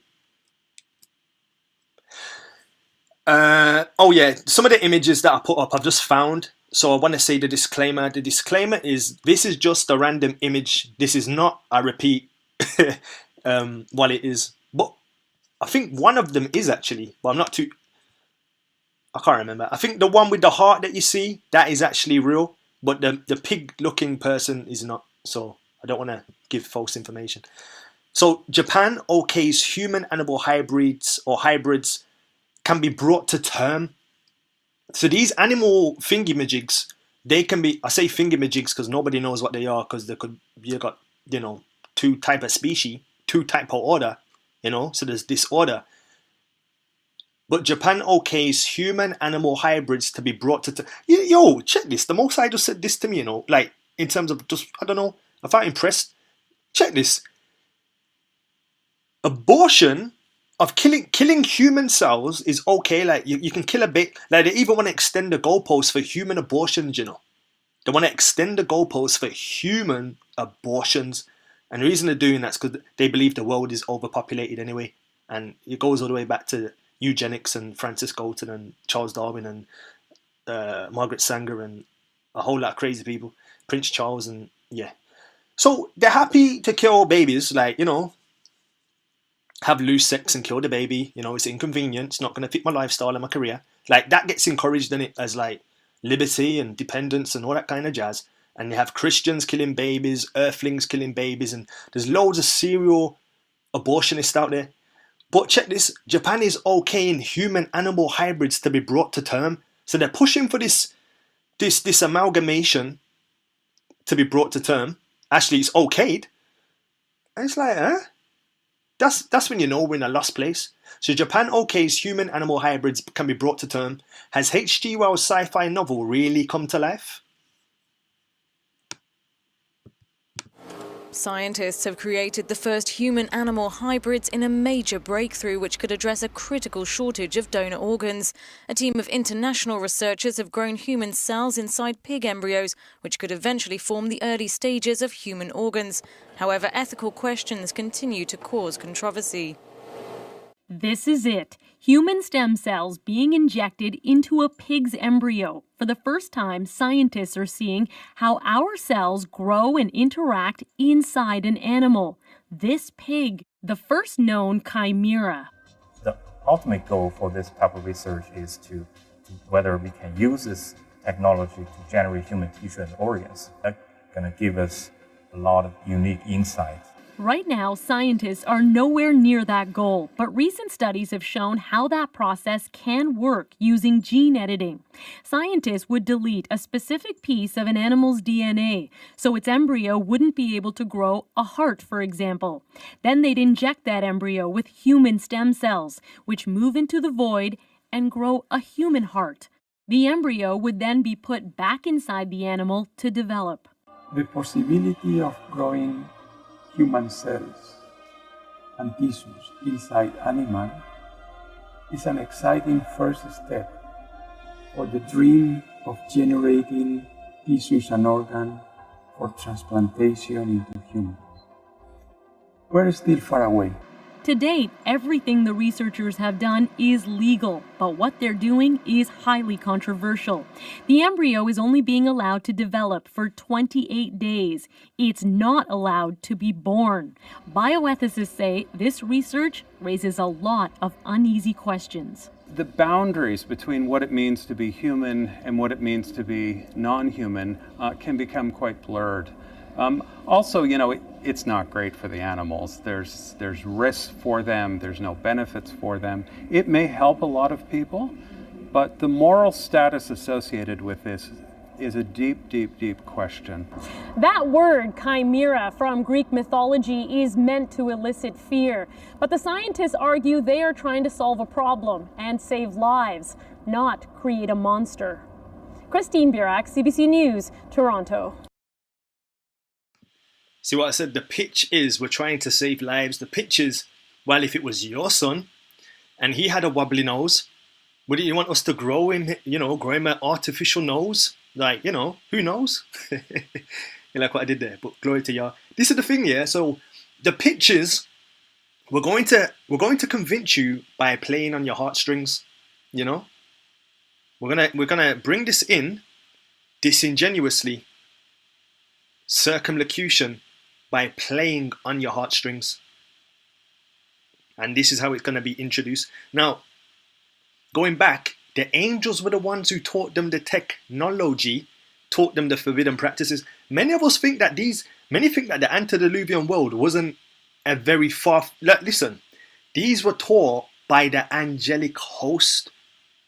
The antediluvian world was more advanced than people can even consider. Think about it. We think, we're more advanced because we have smartphones. They had smart angels, bro. They had. If I say too much, you're gonna think I'm bananas. They had portals. They had. How do you think the pyramids were built, bro? It wasn't built by osmosis. You get me? There was things popping. How do you think they picked up these massive, gigantic stones without cranes, bro? There was some giant labors. Well, you know what? We're going to go through, because this antediluvian pre-flood world was very, very advanced. So advanced, they had to be destroyed. Well, let's continue. Oh, also, these guys, forget the angels, the humans, their mental capacity back then, they were taller, they were stronger, they were more astute. So humanity was a lot stronger back then also. Post-flood, the atmosphere changed, which is a major thing. Do you know if you go into space that you grow about 3 or 4 inches because of the gravitational pull? But I won't get into all that, man. It's too scientific. Let's continue. Oh, and obviously on this last point, that's why the atmosphere changed post-flood, the hydrosphere, etc. And then the oxygen intake would have reduced, how people were able to grow. So that's when people started to reduce in size. But there's so much in it. I've got a video coming out on it, touching on it, blasting it to pieces. By Yah's grace, that'll be up shortly. Dr. Mark Weiss and his laboratory have perfected a technique using embryonic stem cells to introduce targeted genetic modifications to rats. We're trying to build tools, trying to build models that will have broad applications. So if you're interested in neural differentiation or you're interested in the response after an injury, we're trying to come up with cell lines in animals that will teach us, help us to solve a medical mystery. Similar methods were developed with mice over 30 years ago, but the technique has been more elusive with rats. And so there's tons of mouse models of human disease, but the mouse is not perfect. Lots of research goes a lot better in rats due to their size and their better similarity to human physiology. So if we can produce rats that have these modifications, we can answer questions that can't be asked in the mouse. So if I didn't read this, this was the video you watched was rats with human brains. Again, the image is something that I just put up there. It's a random image, but it just to bring home the point of it starts off with one thing, but then it can, pardon the word, evolve or adapt to something else. So the Express said rats with human brains, human rodent hybrids created in lab, spark ethical nightmare. Mutant rats with human brains have been developed in US laboratories. So previously we were looking at Japan, now we're looking at the US, investigating an Alzheimer's cure, posing serious ethical questions over when a rat stops being a rat and starts being a human. So they're saying, when you introduce the human gene to the rat, is that technically a rat? Or is that a human? Or is that a human? Or is that a rat? Or is that a Ratman? Or Batman? Or Spider-Man? You see what I'm saying? You see where I'm going? So that was the dilemma, the dichotomy. And that was the issue. How do you differentiate between the two? Should that rat human being be integrated into society? Or should we discriminate him because of his rat dad, but he has a human mom? Or do we discriminate him because he has a rat mom but a human dad? Like, where do we draw the line? Like, you know? And play the video again. That's what the video is talking about. This was the video that was covered by the Express. Dr. Mark Weiss and his laboratory have perfected a technique using embryonic stem cells to introduce targeted genetic modifications to rats. We're trying to build tools, trying to build models that will have broad applications. So if you're interested in neural differentiation or you're interested in the response after an injury, we're trying to come up with cell lines in animals that will teach us, help us to solve a medical mystery. Similar methods were developed with mice over 30 years ago, but the technique has been more elusive with rats. And so there's tons of mouse models of human disease, but the mouse is not perfect. Lots of research goes a lot better in rats due to their size and their better similarity to human physiology. So if we can produce rats that have these modifications, we can answer questions that can't be asked in the mouse. Anyway, that's just crossbreeding with animals, and you know, it's only animals. Let's switch gears and let's look at cross-breeding humans. Well, we have looked at that, technically speaking. Alright, let's look at digifying humans. I mean, what if we could digivolve? Is that even a word? I might have to put that in my thesaurus. What if we digivolve into another digital evolutionary chain? Now, before we go further, these things have been gradually introduced, you know. For example, the cochlear implant, which helps people to hear, that is a form of artificial intelligence integrated into humans. But I guess it's not full integration because you can remove it. But the steps are already in place where it's been introduced as a means to help on a health level, but it also has a very dark and sinister agenda behind it. And many of us, if we had the opportunity, after losing our speech or our hearing or our vision, most of us would queue up and you know, accept augmentation, potentially. Let's continue. So we've had to go all the way back to Adam, to all the way to Enoch, all the way to Noah, to understand the history of what took place back then in its full entirety. And now we fast forward all the way to today, and we're trying to see if there's any similarity, if there's any parallel to what took place back then to what is taking place today. Okay, meet Sophia, the robot that looks almost human.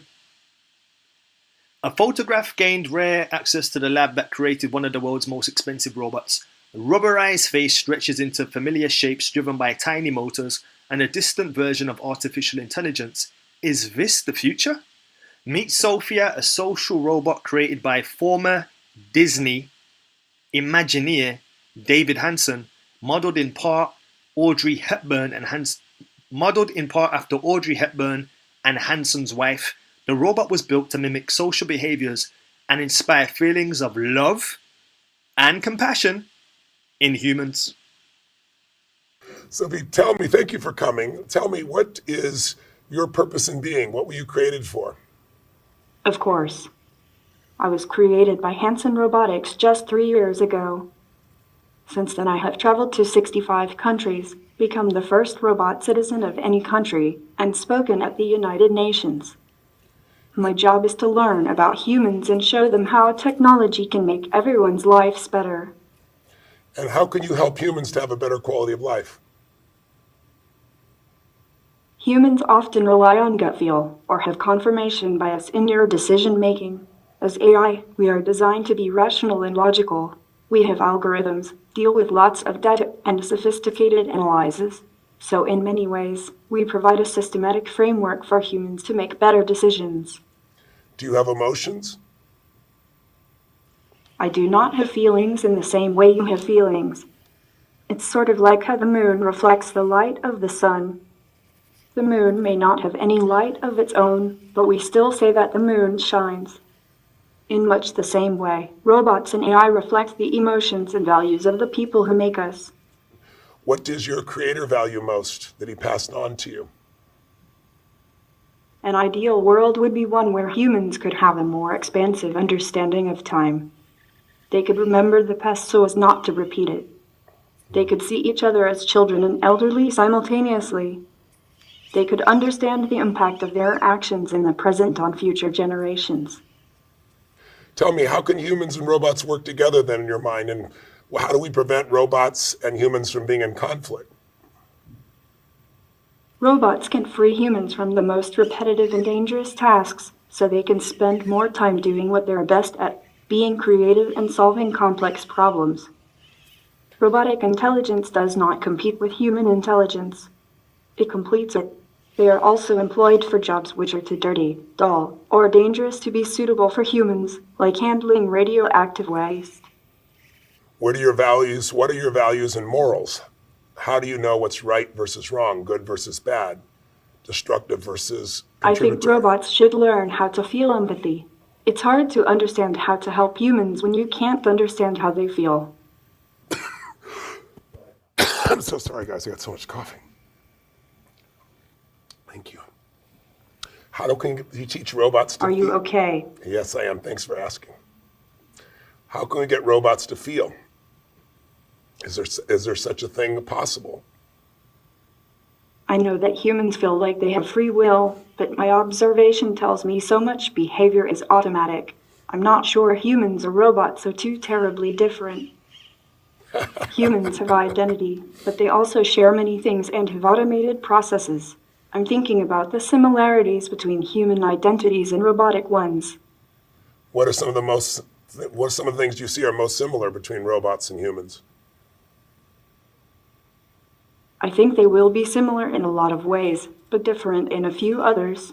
There's even the possibility that robots can be built without some of the more problematic emotions, like rage, jealousy, hatred, and so on, but maybe these emotions can provide us with useful functions. Can I ask you some questions? That's a good way to change things, yes. What is Date with Destiny, and why is it unique? What are people doing here for 6 days? They're deciding what they want the next level of their life to be. They're deciding what they want to value most. That's why I asked you what your values are.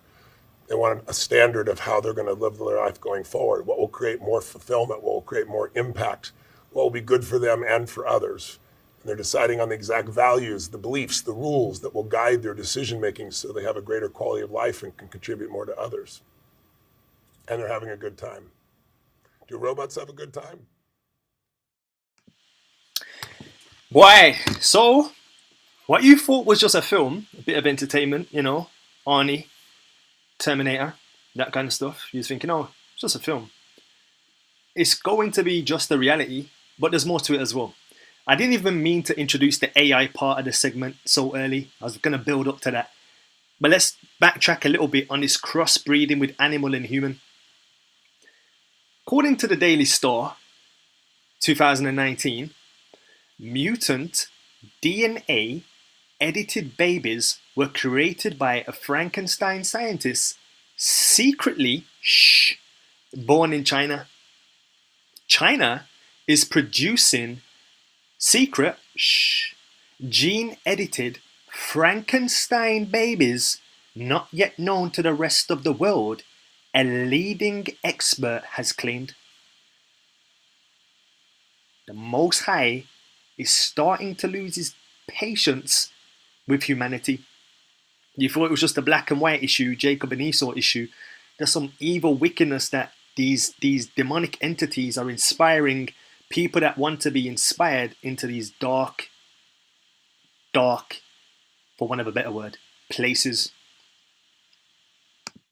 Two beautiful little Chinese girls. This is the doctor who changed the future of the human race and let the world know on YouTube.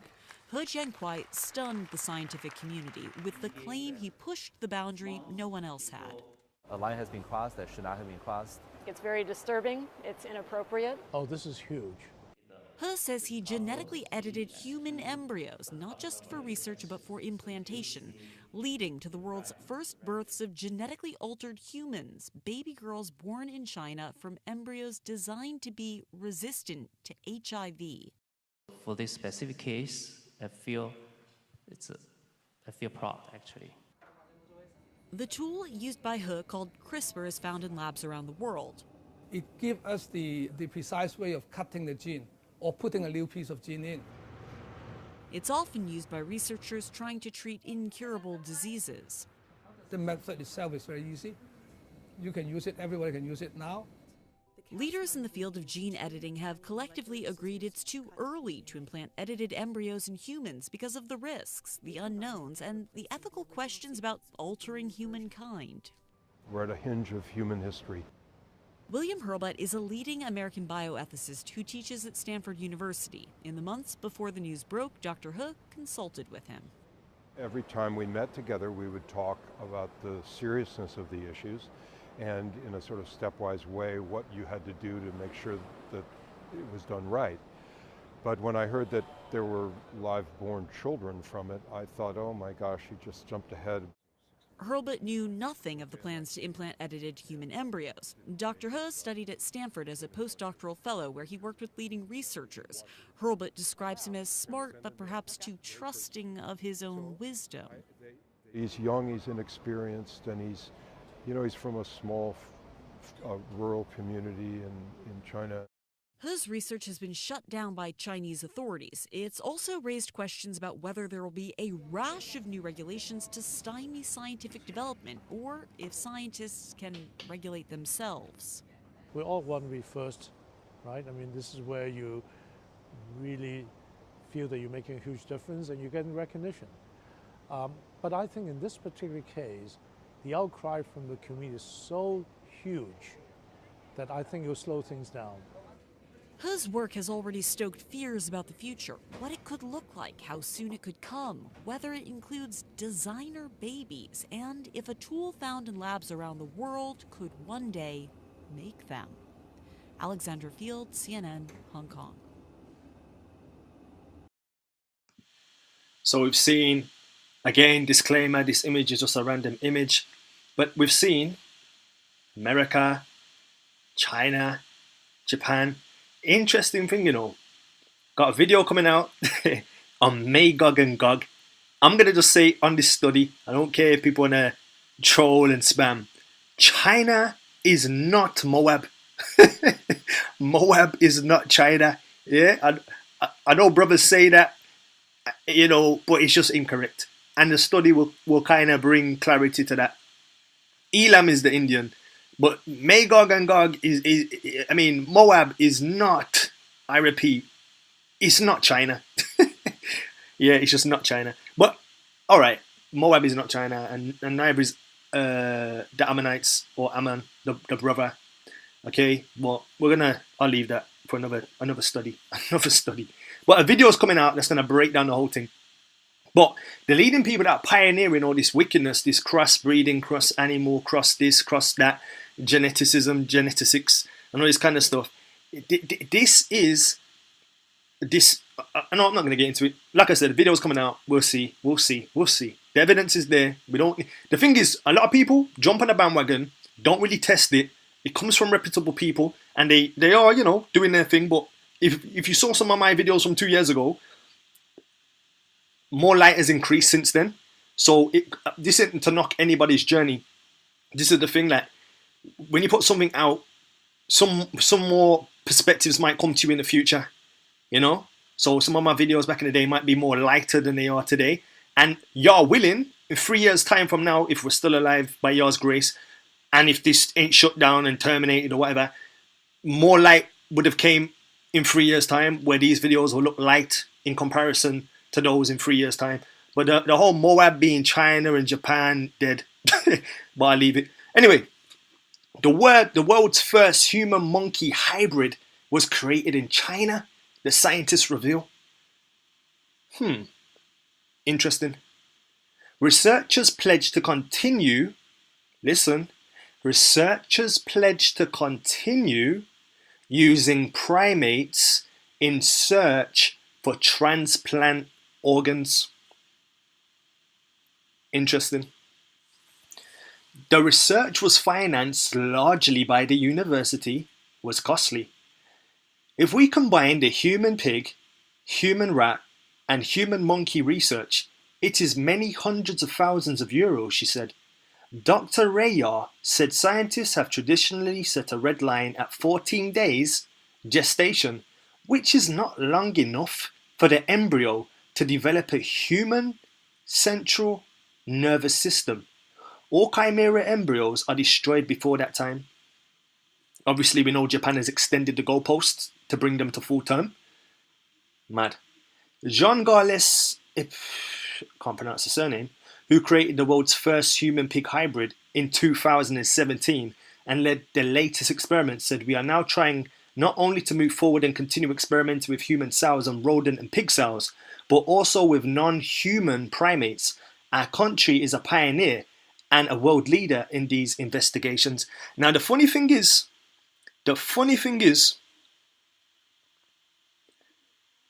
this experimentation goes all the way back to the Soviets, to the USSR. If you know who the Soviets are, if you know who the USSR in history and who they are in real time, and if you know who's leading a lot of these experimentations in Tel Aviv, not to give too much away, it kind of points to a certain entity of people. And like I said, I don't want to go off on a tangent. Anyway, man, look out for the video on Magog and Gog, and it will answer the questions who certain people are, because no way is Moab China and Japan. No, sir. But let's continue. Chimpanzee scientists create world's first human-monkey hybrid in China. In incredible embryo splicing trial, scientists claim to have created the world's first human-monkey hybrid in China in an incredible embryo splicing trial. And this was in 2019. The other story was 2019, same story, I guess. Experts hope the breakthrough will eventually allow medics to harvest it. Listen, the pitch is always to do with preserving life. The pitch is always to do with preserving life. They're not pitching it. Think about it. It's a product, isn't it? If you're going to sell something, you're not going to say, hey, buy this sports car. It's so fast that you might die. You're going to say, buy this sports car. It's so fast, you'll get to work on time. Yeah? Or buy this sports car. You look ugly, but you'll draw a lot of girls. Or drive this sports car. You look ugly, but you draw a lot of men. Yeah? You're not going to say, have this sports car. There's a possibility that people might rob you because you look too flashy.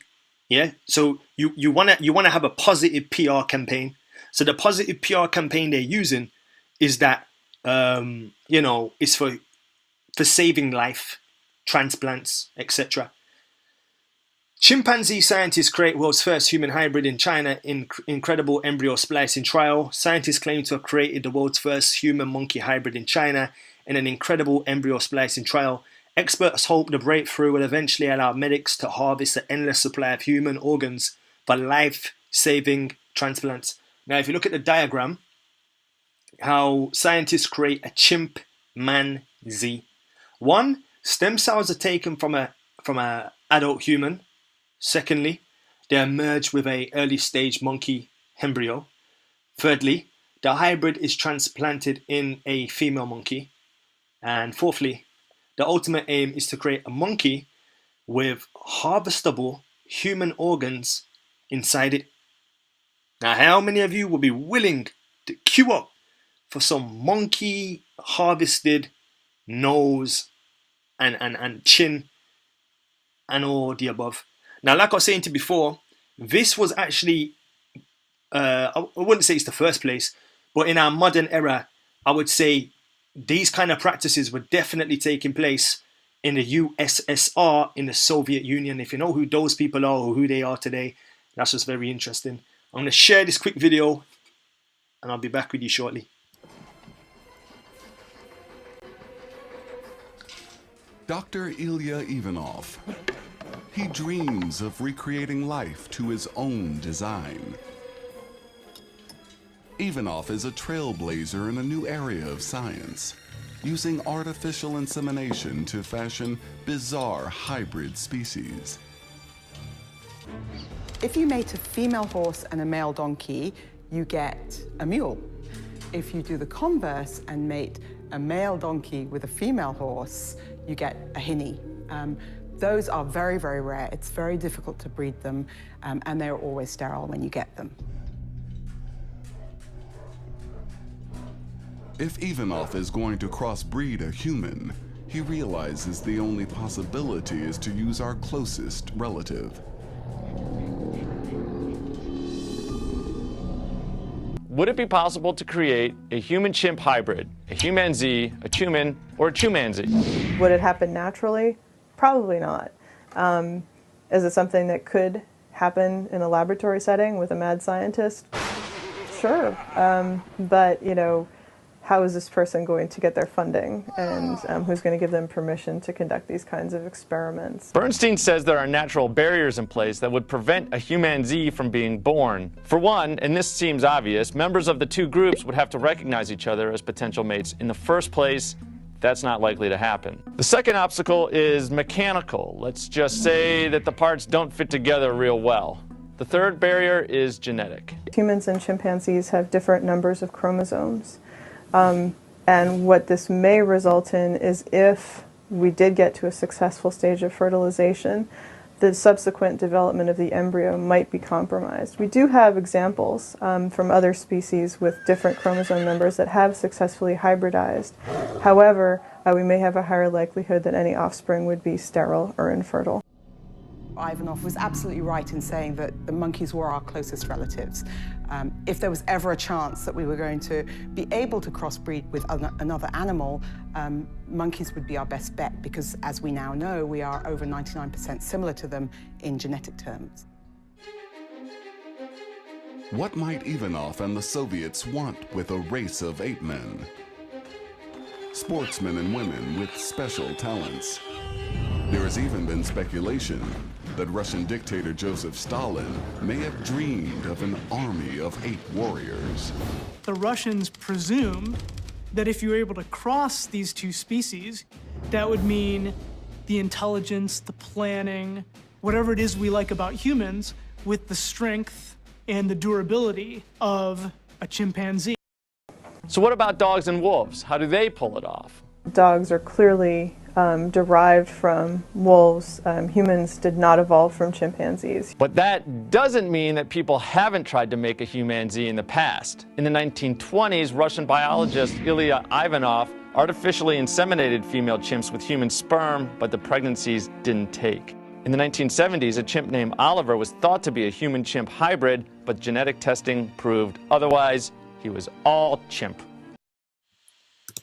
Now, for those who might be coming into the stream late and thinking, why are we showing all these random videos? The thing that made the Most High upset was many, many things. But the nail in the coffin, according to this account at least, was the mixture of animals and breaking the natural order of species. Intentionally messing with the Most High's order. And like the video said, when you crossbreed certain animals, the result of that is a sterile breed. So is it a horse and a donkey makes a mule? Off the top of my head from that video, I can't remember. But they generally become sterile, like they can't reproduce. Or, you know, so this is why we're looking at this. The mixture of animals is what made the Most High just say, you know what, I'm done, forget it.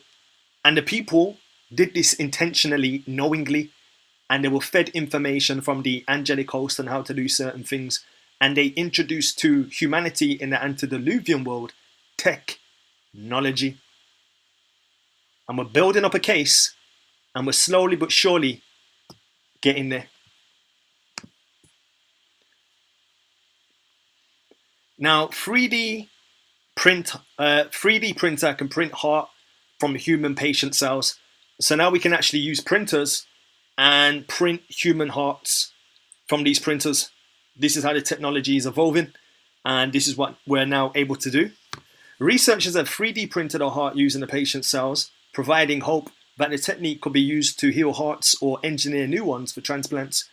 So now we can design our own hearts, we can design whatever we choose. We're basically playing the Most High, playing God is the next phase of humanity, for want of a better word. But let's just continue.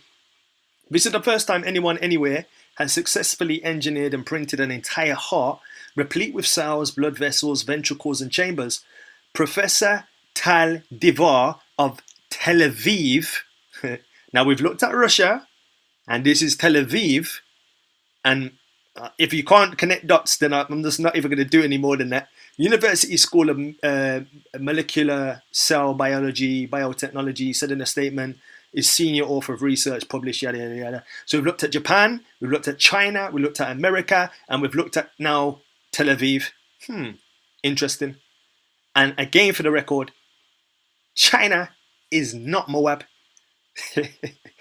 This is the first time that the whole cellular heart with blood vessel is printed.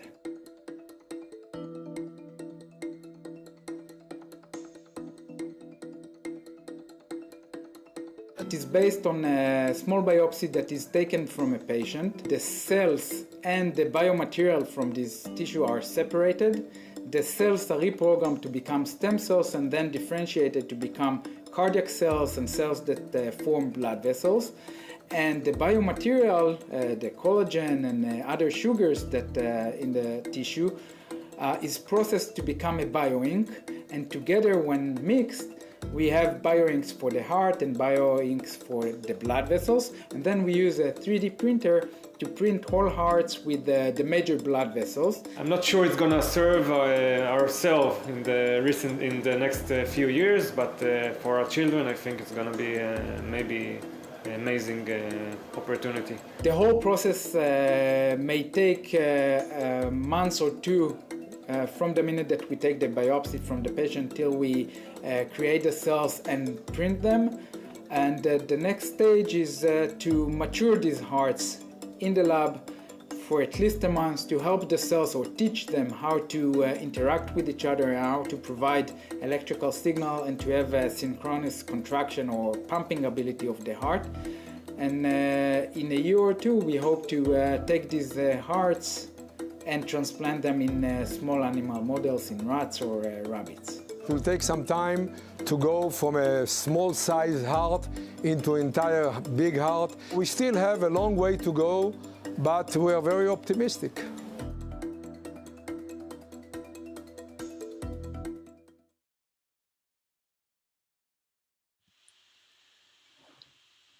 Why? It's looking kind of not scientific or futuristic, but it's looking pretty present and pretty here. But many of us have been desensitized and weaponized by the medium of media. that when we see things that are real, we look at it as it's fake, when really it's real. And the thing is, most of the people who are playing with these spirits, they believe in these spirits more than most people believe in the Most High. I mean, they actually, their faith in these spirits is more than people put in the Most High. They believe these evil deities, you know, these fallen angels, these fallen hosts. They believe them. They make covenants with them. Now, there's people, Gentiles, and people in the house of Yasharal who say they love the Most High, but generally it's just lip service. Generally, it's a fad, it's a craze, it's a fashion. It's it's a trend. But these people on the flip side, they believe what they believe, and they are sincere, devoted, and they are sold out for these evil forces. And the Most High wants his people to be sold out too for him. Now, Time Magazine, human cloning is closer than you think. Now, I used to do media, and this is the thing. You have pre-production, production, and post-production. So the fact that this magazine has even came out, it means people have thought about it around the board of directors and publicized it and put it out there and gave the approval. So this is what they're showing you now in the magazine. They're introducing you to the concept, but the concept's probably been out for a while. Likewise with all these phones and high-tech devices, many of them, like the iPhone, whatever the latest one is now, that was probably about out 10 years before, 20 years before. But you get introduced to it after. Don't think because it's new, being released, that they didn't have it back in the day kind of thing. So that's what I'm saying with this particular article. It's coming out now, but it's been in the pipeline for a long time. Now, this guy, I'm just going to make it a bit bigger. I've cloned a human. Extraordinary claims of a doctor who has implanted embryos into 4 women. And this was in 2009, you know. A controversial doctor has claimed to have cloned human embryos and transferred them to 4 women prepared to give birth to the first cloned babies. Fertility specialist Panayiotis Savos, I think he's Greek, sensationally broke the sacred taboo of human individuality by cloning 14 embryos and placing 11 of them into the wombs of 4 women, he told The Independent. A British woman was allegedly to be among the 1 single and 3 married patients who were said to be happy, so they complied. Probably emotional heartsprings or just wanted it done. A British woman was alleged to be among the 1 single and 3 married patients who were said to be happy to become pregnant with the first cloned embryos specifically created for the purpose of human production. So this Grecian said, yeah man, I've already done it already. I think this article, when did this article come out? I can't even really read the date, but you can look that up in your own time. But yeah man, these things have been going on for a minute. A good friend of mine was actually telling me about this cloning thing, you know. And saying, oh man, Kanye West has been cloned, Birdman's been cloned. And I'm not going to lie, I was like, yeah, that's folly. I still think it's folly, but I understand his reasoning. Like, who knows what these people do in closed places and spaces. But I'm not advocating that they are, you know. It was just interesting when he said it, because a year ago I was like, nah, that just sounds stupid. But now, after, like I say, it's not where you start, it's where you finish. Like, what I know today, in 2 years' time, should expand. If it doesn't, I've stagnated and became complacent. Yeah? So a year ago when he was telling me, I was like, yeah, cloning, that doesn't exist, mate. I think you've been drinking too much lagers and strong drink. And now I'm like, I'm opening up to the idea that these things are actually going on behind closed doors. And then they get introduced gradually. They do a lot of scare factors and case studies. They'll release a news story to see how the public responds, and they'll feed off that, and then they'll know how to then pitch it in the future. So they'll always do a lot of precursors before bringing out the real thing. So yeah, man. A year ago I was like, yeah, this is silly. No way could clones exist and this, that, the other. And now I'm open to the idea that these things are definitely going on behind closed doors, and you know, human harvesting has been going on way back. My granddad told me that in Jamaica they used to call them black heart men. They used to go around taking children off the streets and organ harvesting. So these kind of practices, these taboo practices, these, for want of a better word, black markets, have been going on for a minute.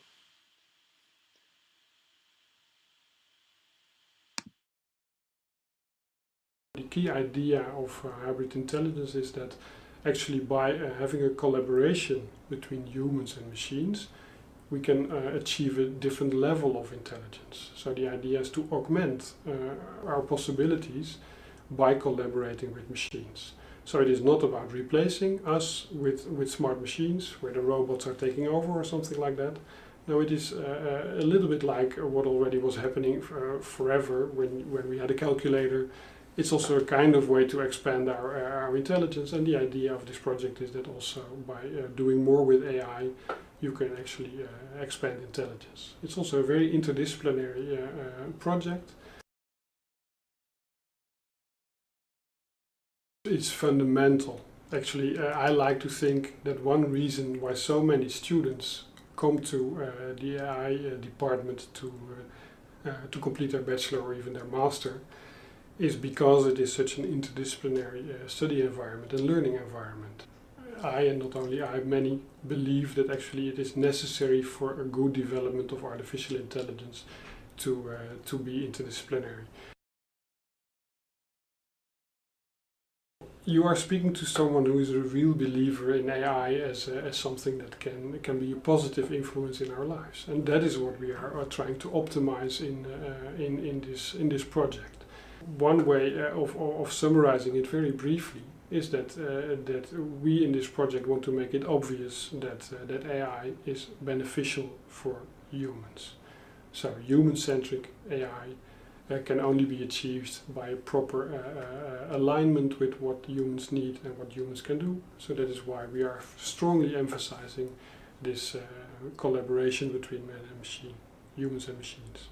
So by embedding norms and ethical perspectives in AI systems, you really can change how AI is also perceived, or that's at least what we hope, that it is obvious that AIs can do something good for the world.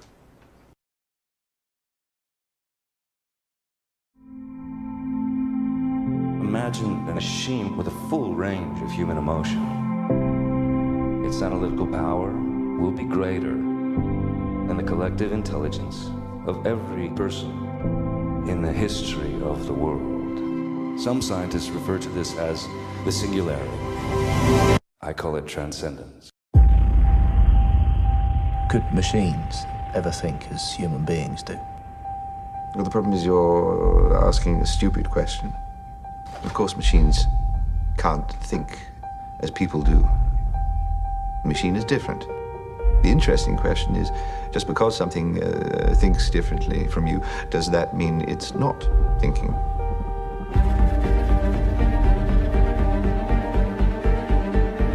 And I imagine a future world where technology is so advanced it could rid the world of disability, a world in which neural implants would allow the visually impaired to see, a world in which the paralyzed could walk. But the moment we admit that information processing is the source of intelligence, then we have to admit that we're in the process of building some sort of God. Then we have to admit that we're in the process of building some sort of God.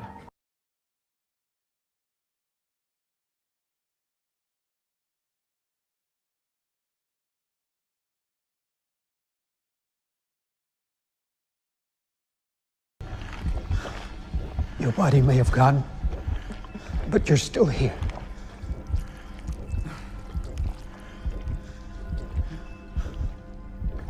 It's not even my brain.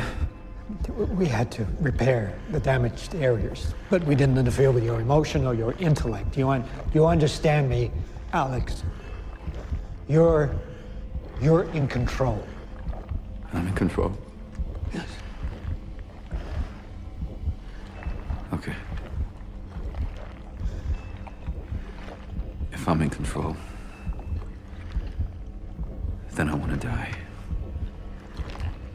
Just Let's unplug whatever it is keeping me alive and end this nightmare.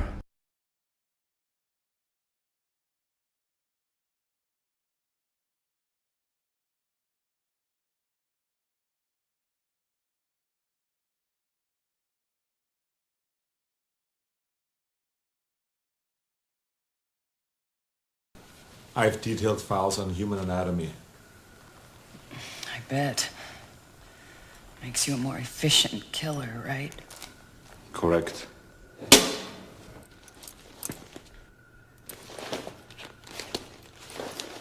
Does it hurt when you get shot? I sense injuries. The data could be called pain. John, help me with the light. Will these heal up? Yes. Good. If you can't pass for human, you're not much good to us.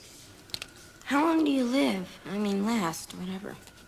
120 years with my existing power cell. Can you learn stuff that you haven't been programmed with? So you can be, you know, more human?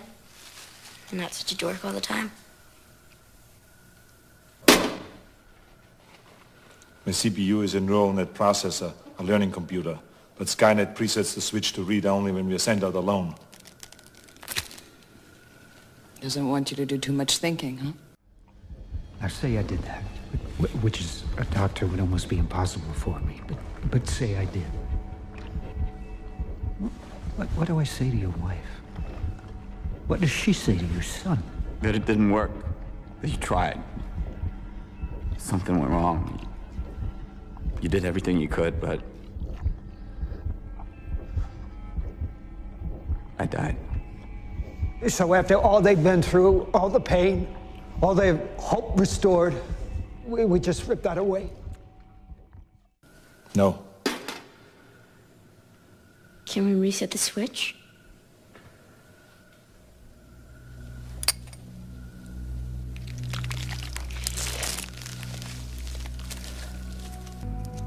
Good. Now remove the shock damping assembly. You can now access the CPU. Do you see it? Yes. Hold the CPU by its base tab. Pull.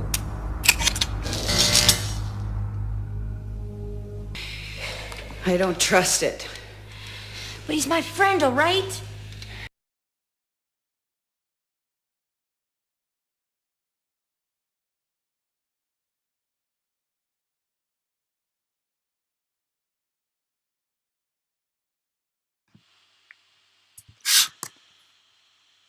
So, who would Elohim not rescue, and why? You guys just highlighted something to me in that clip, you know, that the machine said it had 120 years, and we know that in the days of Noah, the Most High gave them 120 years to fix up and to do right. So yeah, that was interesting. Now, who will Elohim not rescue and why? 2 Peter 2 verse 9. And Elohim knoweth how to deliver the godly out of temptation, and to reserve the just unto the day of the judgment to be punished. But chiefly, them that walk after the flesh in the lust of uncleanness, and despise government. Yeah. Now, when you say the government, this ain't talking about Biden and Trump or Boris, and this ain't talking about that. It's talking about the Most High's government. The Most High has a government, and every government has a law, and every government has a leader, and the Most High is the leader, and the Most High has a government. But chiefly, them that walk after the flesh in the lust of uncleanness and despise government, presumptuous, self-willed, they are not afraid to speak evil of dignities. They have this attitude that they'll just speak evil of dignities. Whereas the angels, which are greater in power, talk about the holy angels, whereas the angels, which are greater in power and might, bring not railing accusation against them before Elohim. She's saying these people, they're so puffed up to speak evil against dignities. Yeah, people in authorities, godly authority, they're so evil, or they're not afraid, should I say, Salaki, to speak evil of dignities. Yeah, And then it's comparing them with the holy angels, like the holy angels who are greater in power and might. They don't even do that. And then it says these people, as natural brute beasts made to be taken and destroyed, speak evil of the things that they understand not, and shall utterly perish in their own corruption. And they shall receive the reward of unrighteousness, as they count it pleasure to riot in the daytime.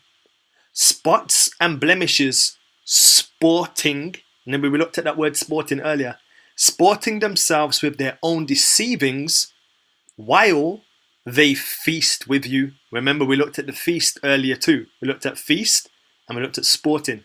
These people are so deceived by their unrighteousness. We looked at Yasharal, how they managed to gainsay, or Aaron was willing to comply with their request of feasting and their own petition of unrighteousness. Yeah? And the Most High is comparing these people that are doing these things similarly to that. Yeah? And they shall receive the reward of unrighteousness.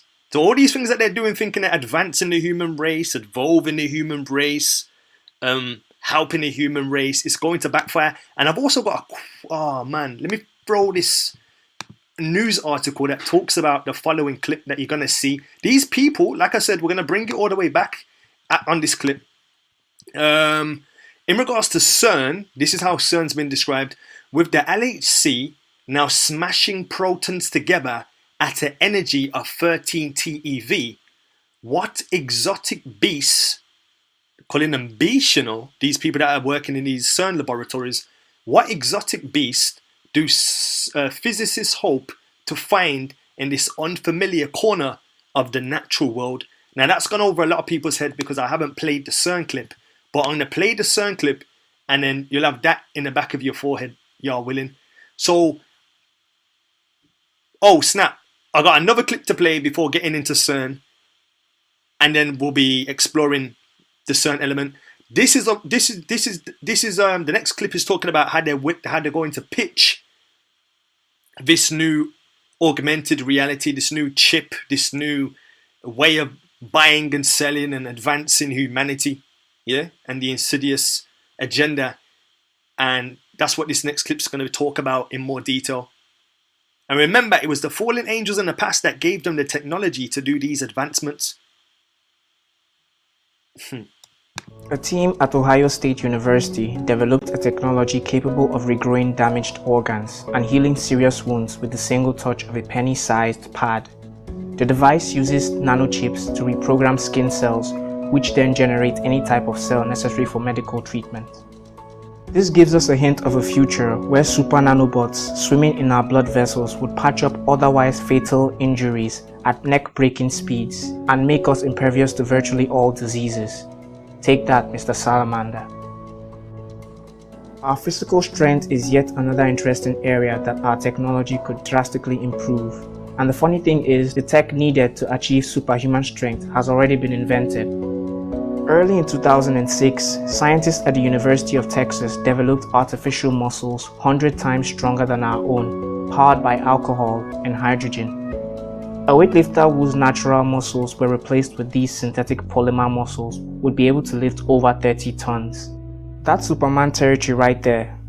Just don't go around wearing your underwear over your costume though, please. Now, if you're as strong as Superman, you're probably gonna need his flying ability to get around. No self-respecting superhero will be caught in traffic during rush hour on his way to save a cat from a tree. Today, wingsuits allow adrenaline junkies to glide in the air like birds simply by spreading their arms. While many hold the opinion that wingsuits only permit a controlled fall, inventions like jet-powered wingsuits currently allow experienced divers soar through the air for minutes at a time. It's not too crazy to believe these winged contraptions will be available to regular people in the future, at which point the only problem left will be dodging each other while flying to work. At the very extremes of our transhumanist undertaking, we humans could forego our organic bodies altogether, opting for a more durable cybernetic vessel, or simply digitizing our consciousness, which would allow us to live forever. Well, technically.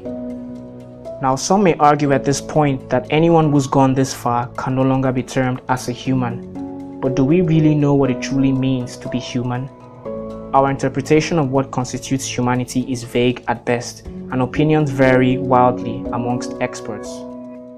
Regulation that is excessively focused on prohibiting things is built on a simplistic and somewhat false understanding of nature because it sees nature as static. Nature is a condition of constant change, also very poorly understood by most of the public. It's not necessarily constant change always towards something better. It has a lot of random twists and turns. So the instinct to prohibit because something is an excessive interference with a nature is, I think, inconsistent with that notion of change. But I think it also comes out of the ways in which people imagine the role of the human vis-a-vis the deity that is at the core of their own particular religious traditions.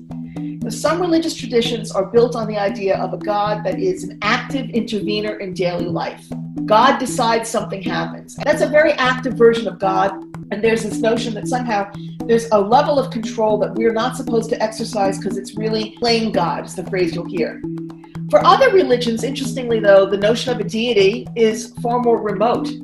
Sets things in motion at the beginning of time and then steps back so that now it's just statistics and roll of the dice. It's not God choosing. And so if you as an individual intervene to select this embryo and not that embryo, that's not playing God, that's playing human. Because God's the one who created a system of statistics and randomness. Humans are the ones who decided to change that. The more that I think we can be self-aware of where our instincts are coming from, the better it is for debating these things sensibly, because then I can recognize, oh, I understand, it's because you and I don't share the same faith tradition. So now let's see, can we talk about this separate from those? Or do we have to build a world in which you can do it one way and I'll do it another? Two different ways of handling this difference, but at least we now know what we're arguing about. What I did,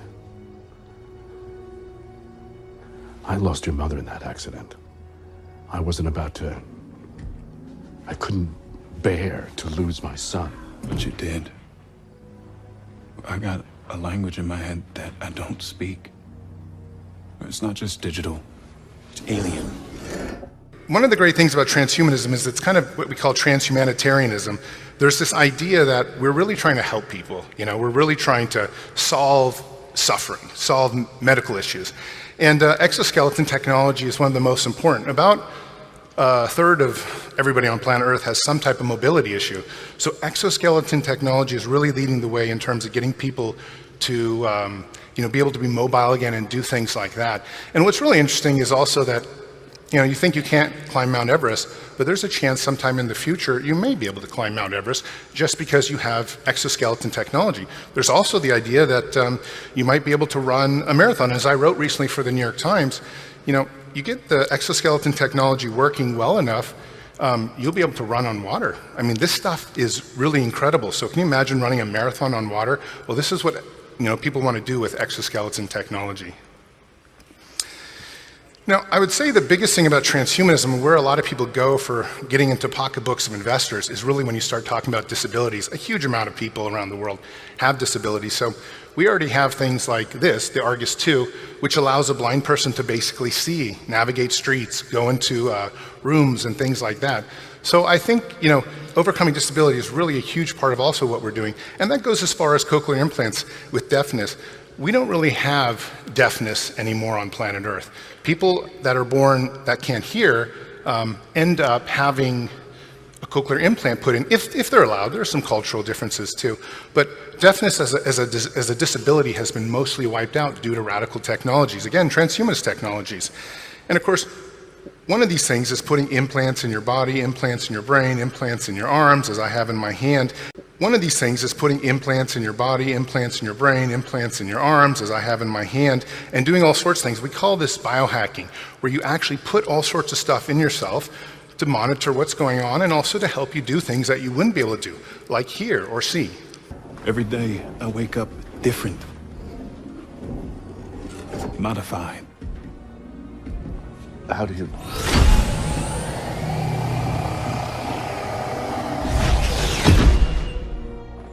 Couldn't do that last night. Ever since we got visitors from Krypton, people have been waiting for the next alien invasion. So the idea of brain plants is really complex. I was doing an interview earlier, and they were asking about the future of work. And where I'm from, Silicon Valley in Los Angeles, California area, there's a couple different companies now like Neuralink with Elon Musk that are working on basically brain implants in order to allow your brain to interface directly with machine intelligence. Now, why is this important? Well, machine intelligence is important because already like in Wall Street, for example, there's a bunch of mid-level traders that are being wiped off the floors. And the reason is because they can't compete with algorithms. When I went to university, they said accountancy was a job for life. But now, thanks to your lot, artificial intelligence can do my job in 1 second flat. I'm going to be quite literally redundant in every way. Will you call me? Sorry? Will you call me? You mean telephone you? Yes. When? Now. But you're sitting right here. This is why I wanted to have lunch. You just phone me. Now.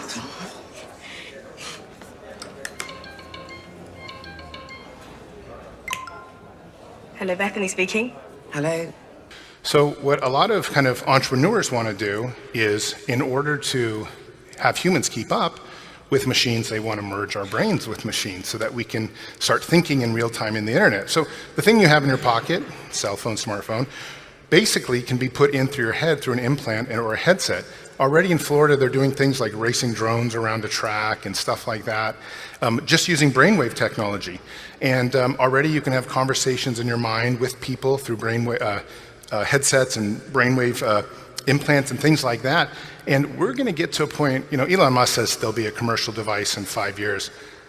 I don't know if that's the case, but definitely within 10 years, there's a good chance that there will be a commercial device on the market that will allow you to talk to your friend or give a speech in real time like I'm doing now, where people would actually hear it and listen and maybe answer back, and you would hear it in your head. Are you phoning for Bethany? Yes. What are you doing? This is Bethany. Can you hear me? Well, you're right in front of me. But can you hear me down the phone? Oh my God. This is me. On the phone, I had it implanted. My hand is the phone. Subdermal implants. They charge themselves with motion like a self-winding watch. And it's on the 22 network. I get signal across 95% of UK mainland, 98 by next year. When I phoned you, it was ringing. You were ringing. That's the speaker. So small.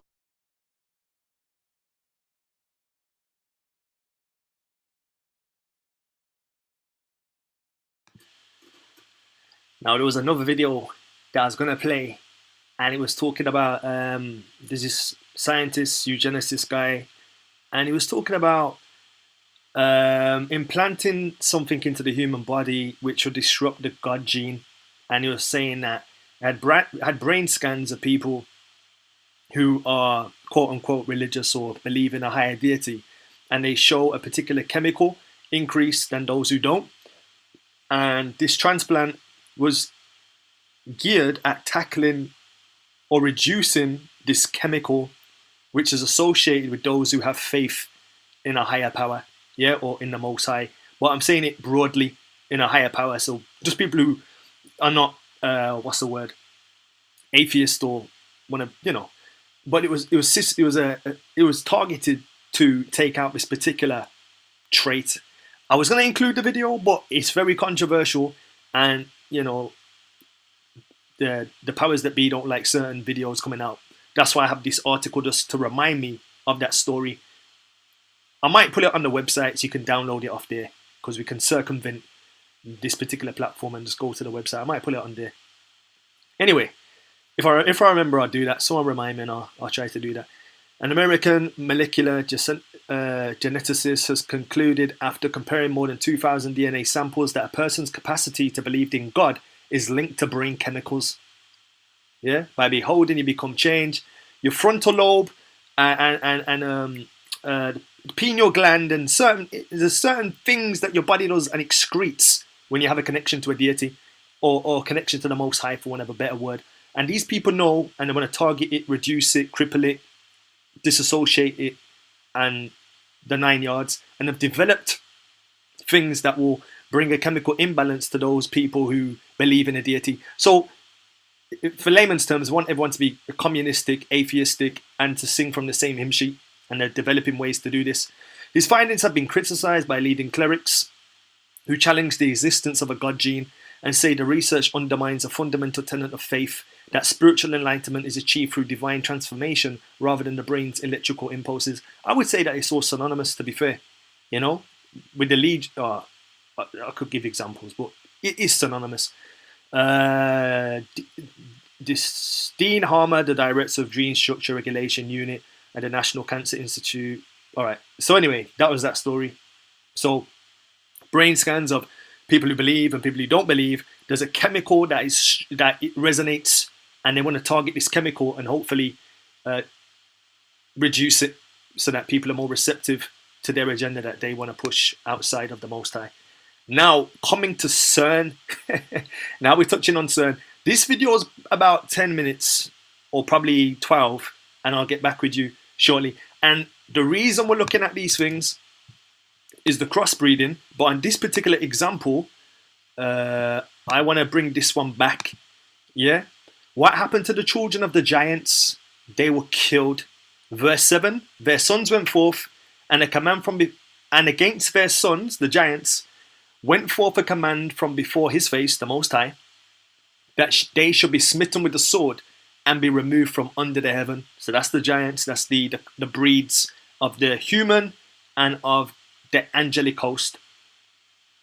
And just like the crossbred rat human, the Most High was like, well, it's not rat, it's not human, it's a crossbreed. It wasn't meant to be in the first place. Destroy it, because it upsets the natural order and the way I designed the world to be. Next, I just want to zoom in on verse 6. Against the angels whom he had sent upon the earth, there weren't bad angels, there weren't naughty angels, they decided to become that way and decided to change course. He was exceedingly rough, and he gave commandment to root them out of all their dominion. So they had dominion, they had little places of worship centers that was designed for the people to learn about the Most High. There was worship centers globally around the world for that purpose that became corrupted. And he bade us to bind them in the depths of the earth. So they were bound in the depths of the earth, this earth that we live on now and occupy. And behold, they are bound in the midst of them, and are kept separate. So there's a barrier separating us from them. There's a barrier separating us from them in their entirety, in their fullness, according to the Jubilees account. With all of this in mind, let's now look at this CERN account and what's going on with CERN. And remember, it was the fallen angels and the giants that were teaching the people and giving them technology. And this technology was used in warfare. This technology was used to destroy and to conquer. If you get a minute after Sabbath, yeah, watch the Transformers, The Last Night.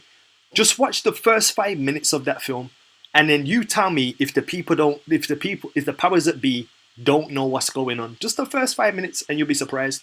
But anyway, I'm gonna put this CERN clip on and get back to you.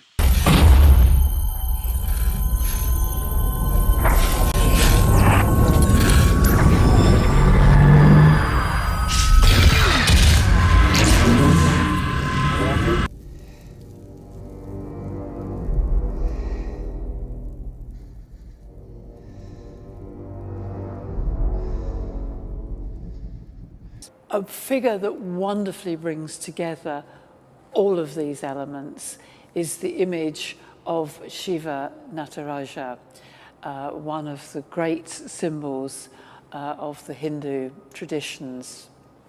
Shiva here is shown dancing, bringing the world into creation. He's surrounded by a ring of fire, which has so many practical and important uses, but also is destructive. In his right hand, he holds up the drum of creation. Around another of his right arms, he has a cobra ready to spit and poison but his hand is up saying, don't be afraid. Under his feet, there is a figure being trampled down. That is ignorance. His hair is flying out to the side, reminiscent of the sacred waters of the Ganges. But Shiva can also destroy. And this constant energy, this constant dancing, which brings the world into existence, which keeps it going, which cuts it down, is a wonderful, wonderful symbol, which is so evocative of the energies of all life, that it's used at the CERN Nuclear Physics Center in Switzerland as a symbol for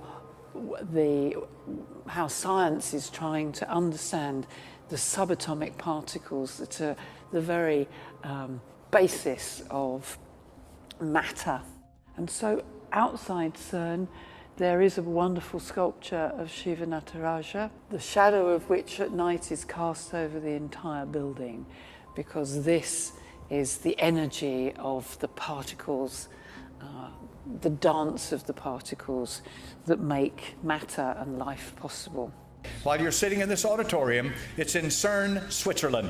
Now, you may not be aware of what's going on over there, but there's a thing over there that's called a Large Hadron Collider, and it is an accelerator. It accelerates particles and then brings them to the point of collision. So this Large Hadron Collider was started up just a few days ago, and it's still in the initial process of being brought online completely. You say, what in the world does something like that have to do with me and the Bible? It has a lot to do with you and the Bible. I cannot and will not attempt to speak as a physicist. It would make me look like a fool. My purpose this morning is to try to be a liaison between them and you. Is to try to take what's going on in that collider and break it down to where I can understand it, and I can give it out so you can understand it, to where it makes an application to your life and to this world as we know it today. For what is happening in that collider is an astounding thing.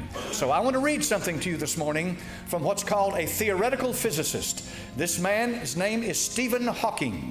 He's well known throughout the world. Anyone that has anything to do with nuclear energy or has anything to do with physics knows this man. And he is one that some rate even on the level of Einstein and of that level. And so I want to read to you what this man has to say about what's happening right now in CERN, Switzerland. Now in CERN, Switzerland. Listen carefully. These are the words of Stephen Hawking. He recently warned the reactivation in March of CERN's Large Hadron Collider could pose grave dangers to our planet. The ultimate reality, check, we are warned. Hawking has come straight out and said the God particle, and this is what you've heard referred to time and again as the Higgs boson particle, the God particle found by CERN could destroy the universe. Now let that settle in. This man is an atheist, and he says there is no God. Yet he says that what's happening right now in CERN, Switzerland, and I'll give you what they're trying to do in a moment, what's happening at this very minute in CERN, Switzerland, has the potential to destroy the universe. This is a theoretical physicist. Now, physicists come in all kinds of sizes. Astrophysicist Neil deGrasse Tyson has also sounded the alarm in a hypothetical manner by telling anyone who might want to blow up a planet how to do so is this CERN's attempt to do so by attempting to recreate the Big Bang within a man-made structure. This has frightened Stephen Hawking so much. Do they know that they know that they know what they are doing? Ask yourself, how much energy is keeping it together? Neil deGrasse Tyson told co-host Eugene Merman on his Star Talk radio show, then you put more than that amount of energy into the object, it will explode. Now I think I've got your attention. I've quoted two physicists. These are scientists. These men do not agree with what's happening in CERN, Switzerland right now. there is a 17-mile long accelerator that lies 300 feet beneath the surface of the ground. This area is where France and Switzerland come together. So part of this accelerator is located in France and part of it in Switzerland. It is a joint European project. The United States of America is there as an observer, but the brain power that's going in to this experimentation originates in Europe. They are attempting to recreate what they believe happened that brought all of this into existence as being the Big Bang. Now, you and I know from the book of Genesis, chapter number 1, that in the beginning God created the heaven and the earth. He spoke it into existence. They are finding things, and this is what's important for us to understand today. They are discovering things that they did not expect to discover as they get deeper and deeper into this experimentation and development and research and so forth. They are beginning to find out that there is a whole lot more to the creation than they had ever given thought to before. They're beginning to find out that there's something going on here that boggles the human mind, that literally blows us apart when we try to even comprehend what's happening. This 17-mile long underground tube that is located there in Switzerland has, I think, 4 or 5 different points where they collide with, some say, protons and maybe something else, but particles that are being moved at or above the speed of light inside this collider. Now, for your information, there is one near us in Oak Ridge, Tennessee, but it is not nearly as large as what we're dealing with here. And apparently, the larger the collider, the more speed that they can attain, and the more they're able to get deeper into what they're looking for. But let me give you just a little bit of what has been happening. Where they have done this experimentation, strange things are happening, unexpected by the scientist. Paranormal phenomena, they like to call it. Apparitions, ghosts, all kinds of demonic spirits are beginning to manifest themselves in ways. Here we have, in CERN, Switzerland, a huge wheel. Inside that wheel is a Hindu god, and his name is Shiva. He does a dance of destruction inside that wheel, and his purpose is he is one of the triad gods, one of the greatest gods of Hinduism. Shiva, Vishnu, and Brahma. Brahma is the god of creation. Vishnu is the god of preservation, but Shiva is the god of destruction. The way the Hindu sees it is that when Shiva destroys, it's not for the purpose of annihilation. He destroys so that Brahma can come and recreate. So now when the Hindu, since they're scientists to CERN, they put this out there in front, and so what these people are doing with the collider is destroying what comes together, but for the purpose of recreating and find out what brought it into existence to begin with. Are you following me? We have some of the greatest scientists in the world that are becoming very religious, because here they've got Shiva, they've got dances to Shiva, and they are definitely being connected with Shiva as they're finding things. Let me give you one example. In one of their collisions, when they collided these particles together, they saw things. They were apparitions they didn't expect to see, and they didn't fit in any model. They didn't fit anywhere. They don't belong, but they could not deny the reality of it. Something was going on inside there that they could not explain. And it was scary for them. For the scientist has his paper and his pencil and his books, and if it doesn't fit in his paper and his pencil and his books, it's out the window. They don't understand. They have a hard time accepting the fact that there is a spirit world out there. But a scientist like that will never admit that, because that takes it out of his control and his power. He's got to be able to demonstrate his theory and put it into motion. But anyway, I don't want to get ahead of myself. I want to leave this with you. I want you to think about what I'm saying. Stephen Hawking and a theoretical physicist has warned these people, you are about to open Pandora's box.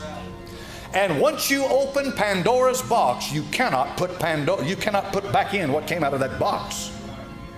Now let's talk about some of the stuff that's going on. I think I'm trying to lay a foundation for you to get you to understand 1 gram of it has the potential of 4 atomic bombs. Boy, if somebody got a hold of that, you talk about blackmailing a whole nation. I hate to be the bearer of bad news, but I'm going to tell you this morning what I really believe. I really do believe this. I believe that all the peace and prosperity and joy, as far as this world's concerned, that you've enjoyed, enjoy it, because I don't think things are going to get any better. I believe they're going to get worse. And I believe you're just beginning to see the beginning of it, and I believe that I believe you're seeing it. Herman Wouk wrote a book.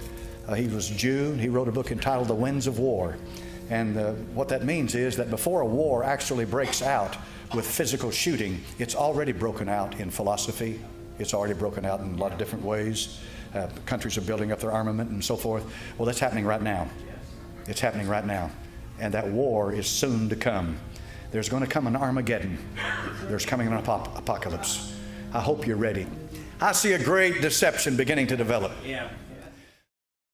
My name is Jeremy Love. I'm a graduate student at Boston University in the physics department, and we're on the Meyrin site of the CERN laboratory here on the border of Switzerland and France. Here on the border of Switzerland and France. Here on the border of Switzerland and France.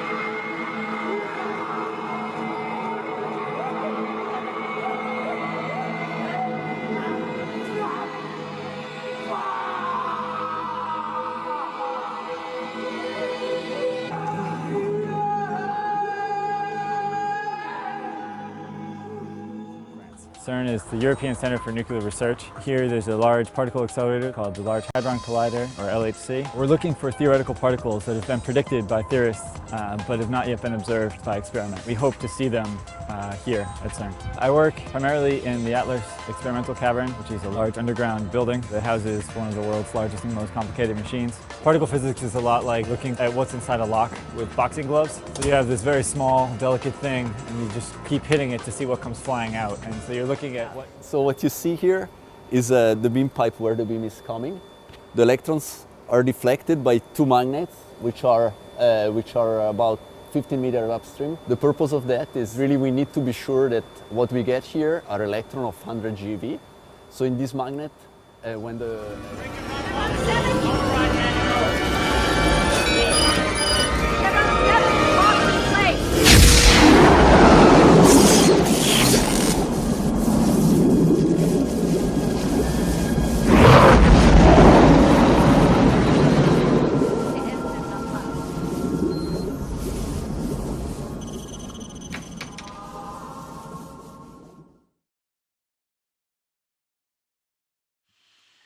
Like I say, man, I think it's just a misunderstanding. I don't think CERN really know what's going on. You know, that dance, you know, easily mistaken for a children's, you know, dance, you know.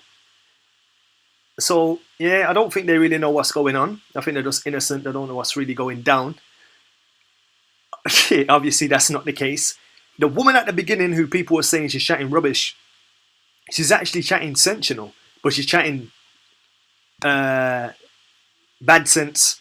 And I want to share a quick scripture with everybody on why I say that. On why I say that. Because people need to understand as well. Yeah, these people are wise, you know. people gonna lock off now. But these people are wise, you know. I'm gonna show you why. I'm gonna show you why they're wise. And you're thinking, huh? Are they wise? They seem so demonic. They are demonic. But I'm showing you that they are wise. Now, James or Yaakov or Yeshua's brother says, this wisdom descendeth from not above, but is earthly, sensual, and devilish. This wisdom descendeth not from above, but is earthly, sensual, devilish. But notice the word used is wisdom. So it is wise, but it's an unholy wisdom. But the wisdom from the Most High, or the wisdom that's from above, let's find out what that is. But the wisdom that is from above is first pure, then it's peaceable, then it's gentle, then it's easy to be entreated. It's full of mercy and good fruits, without partiality and without hypocrisy. Somebody put in the chat feed, this guy sounds like a Christian. I don't care who the guy sounds like. If it's truth, I'm for it. And if it's not truth, I abhor it. To quote Uncle Malcolm X, he says, I'm for truth, no matter who it's for or against. I'm for judgment, no matter who it's for or against. When it comes to truth, there's no favoritism. Hence why the Most High used the unclean donkey to convey his truth. He used the unclean beast to speak some truth and to rebuke a man. Now, this is why I say there's two types of wisdom, and it's both called wisdom. But one of them's devilish, and one of them's from the Most High. And these people have this devilish, earthly, sensual wisdom. But the Most High's wisdom is the polar opposite. Doesn't deal with hypocrisy or partiality. It's full of mercy and good fruit. It's the polar opposite. You see me? So truth is the truth. I don't care about your persuade. Well, I do care about certain things. But nevertheless, if somebody says a truthful statement, this is our big problem, you know, as a people. We worship people. People make mistakes. No one's above criticism. Like I'm saying, the videos I did 2 years ago, I've learnt more than 2 years ago. So there might be some things that could have been expounded further that are not expounded further, but that was 2 years ago. The same with a baby. You don't expect a baby, as it's growing and growing and growing, to stay the same size, the same maturity, the same disposition. You expect to see growth. This is why you might be following somebody or listening to somebody or esteeming somebody, but that somebody, they might grow further in that concept or in that thought process. This is why we shouldn't really follow people per se, no matter who the person is. Yeah, that's just a dead way of doing things. But we should take inspiration from people so that we're inspired to do our due diligence, because the thoughts that we hold today might not be the thoughts that we hold in 2 years, 3 years, 4 years time. That's just to clear up that. Now, to bring it back to scripture, so we looked at from Adam, we saw Adam was given a garment. The garment was passed down to those who were the ruling Adamites of that time period. It went from Adam to Seth, to Jared, to Enoch, to Methuselah, to Noah. Methuselah and Noah were preachers. Everybody rejected them. We saw angels were sent down in Jared's day to facilitate worship. They eventually lost. They left their post. They left their rank. They left their class. They taught people technology, and the people used the technology for destruction. So if the last days are going to be emblematic of what took place or reminiscent of what took place in Noah's day, or can we expect to see spiritual wickedness in high places coming through the veil? Potentially. Can we expect to see crossbreeding? Potentially. Or I would say absolutely. So this is why we looked at the Noah framework, and then we used that as a springboard to look at today and to see if anything reminiscent of the past is transpiring in the present. So why was Noah saved? What did Noah do to be saved? Hebrews 11 verse 7. By faith, Noah being warned of things not seen as yet. So Noah he didn't see no rain. He didn't see anything to imply rain, or he didn't, there was nothing there. Like the Most High gave us signs. He said, yo, when you see this happening, you know something's going to happen and this, that and the other. But Noah, he was warned of things without signs, but yet he moved with fear. Many of us have to see signs before we believe. Well, you know, when it gets to that point in the destruction of things and of humanity, then I might accept the Most High. But until it gets to that point, or that point of no return, then I'll play with sin until it gets to that bridge. But Noah, being warned of Yah, of things not seen as yet, moved. He didn't stay still. He moved with fear. Reverence, not panic. Reverence. Prepared an ark to the saving of his house. He got his house in order. By the which he condemned the world.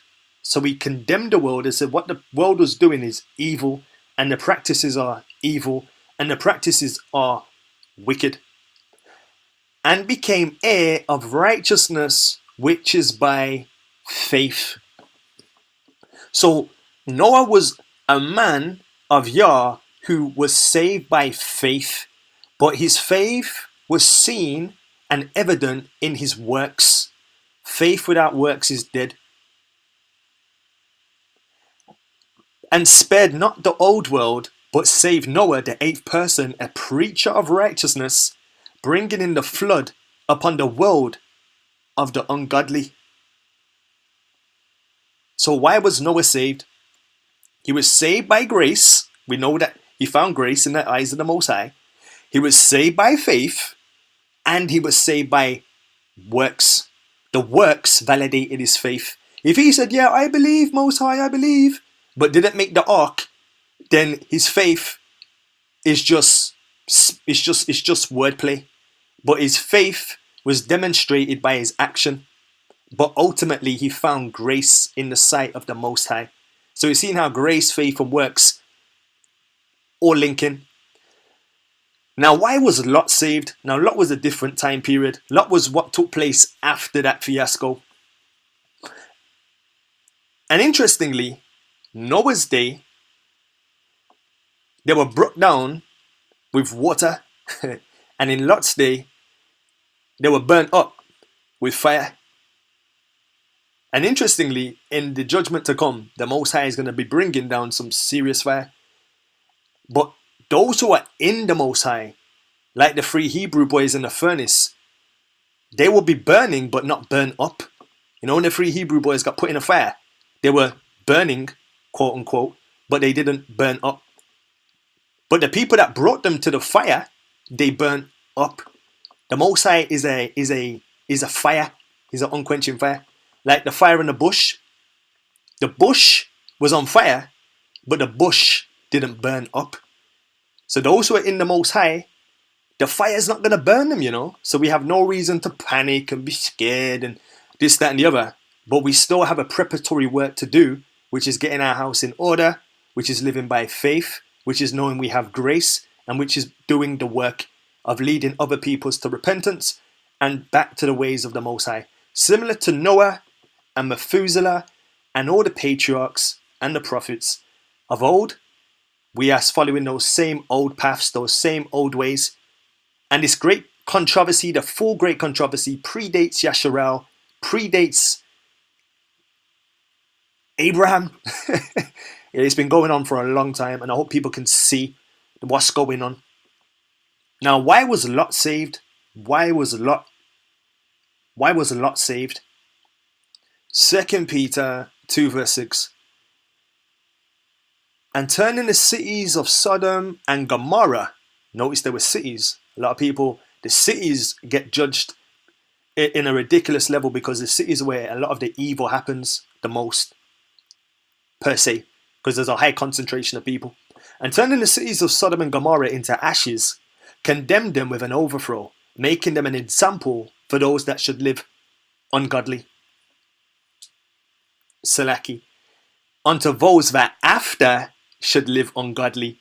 So that was the template to say, hey, this is the red flag, this is where you don't trespass, and after this, it's curtains. So those who, after seeing that judgment, live like that, there's no excuse, because you saw what happened with Sodom and Gomorrah. Now, 2 Peter 2 verse 7, and delivered just Lot. Now, what was Lot? Was Lot happy? There was this, oh, I'm happy with the sin that's going on. No, delivered just Lot, because he was vexed, He was vexed with the filthy conversation of the wicked. He was vexed with the filthy conversation of the wicked. Just like the Most High in the beginning, we saw he's emotional. He has emotions. He has sight. He has vision. He has logic. Yeah. When we see these things, we're not supposed to be happy that there's wickedness. We can exhibit frustration and be vexed with what's going on. Yeah. You don't have to, just say, put your emotions in a headlock. And delivered just Lot, vexed with the filthy conversation of the wicked. For that righteous man dwelling among them, in seeing and hearing, vexed his righteous soul from day to day with their unlawful deeds. Now, do you believe in God's word by faith? And are you building your family's ark with works? And are you warning others of the soon judgment and repentance of sin, and to accept the Lamb of the Most High, Yahushua? If not, this may be something that we should all consider today.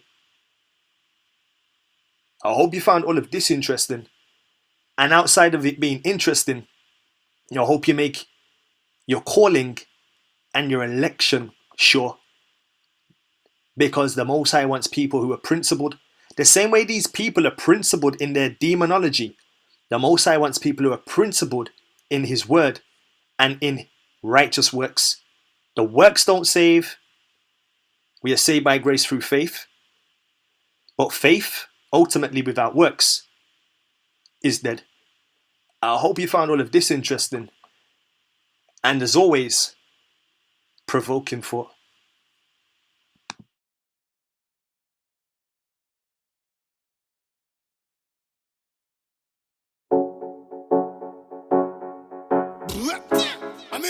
Hear me now.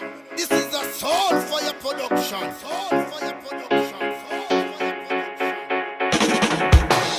They've got eyes to see but can't see. They've got ears to hear but can't hear. They've got eyes too. They've got ears too. But it's like nobody's using them. They've got eyes to see but can't see. They've got ears to hear but can't hear. They've got eyes too. They've got ears too. But it's like nobody's using them. I'm old school like Jerusalem. Punchlines hit, now I'm bruising them. Born in England but not a hooligan. Stand for law and grace, unison. I'm not blind to the fact that there's anarchy. You're protesting for life or insanity.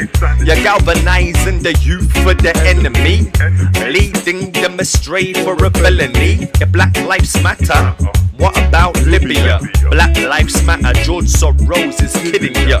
They had us on the slave ships, taking slave whips. Children taken from their parents on convoys. No time to play around with these cowboys. Exploiting my people, making loud noise. Black Lives Matter, sorry bro, that's not my movement. Only y'all will save restitution. They've got eyes to see but can't see. They've got ears to hear but can't hear. They've got eyes too. They've got ears too. But it's like nobody's using them. They've got eyes to see but can't see. They've got ears to hear but can't hear. They've got eyes too. They've got ears too.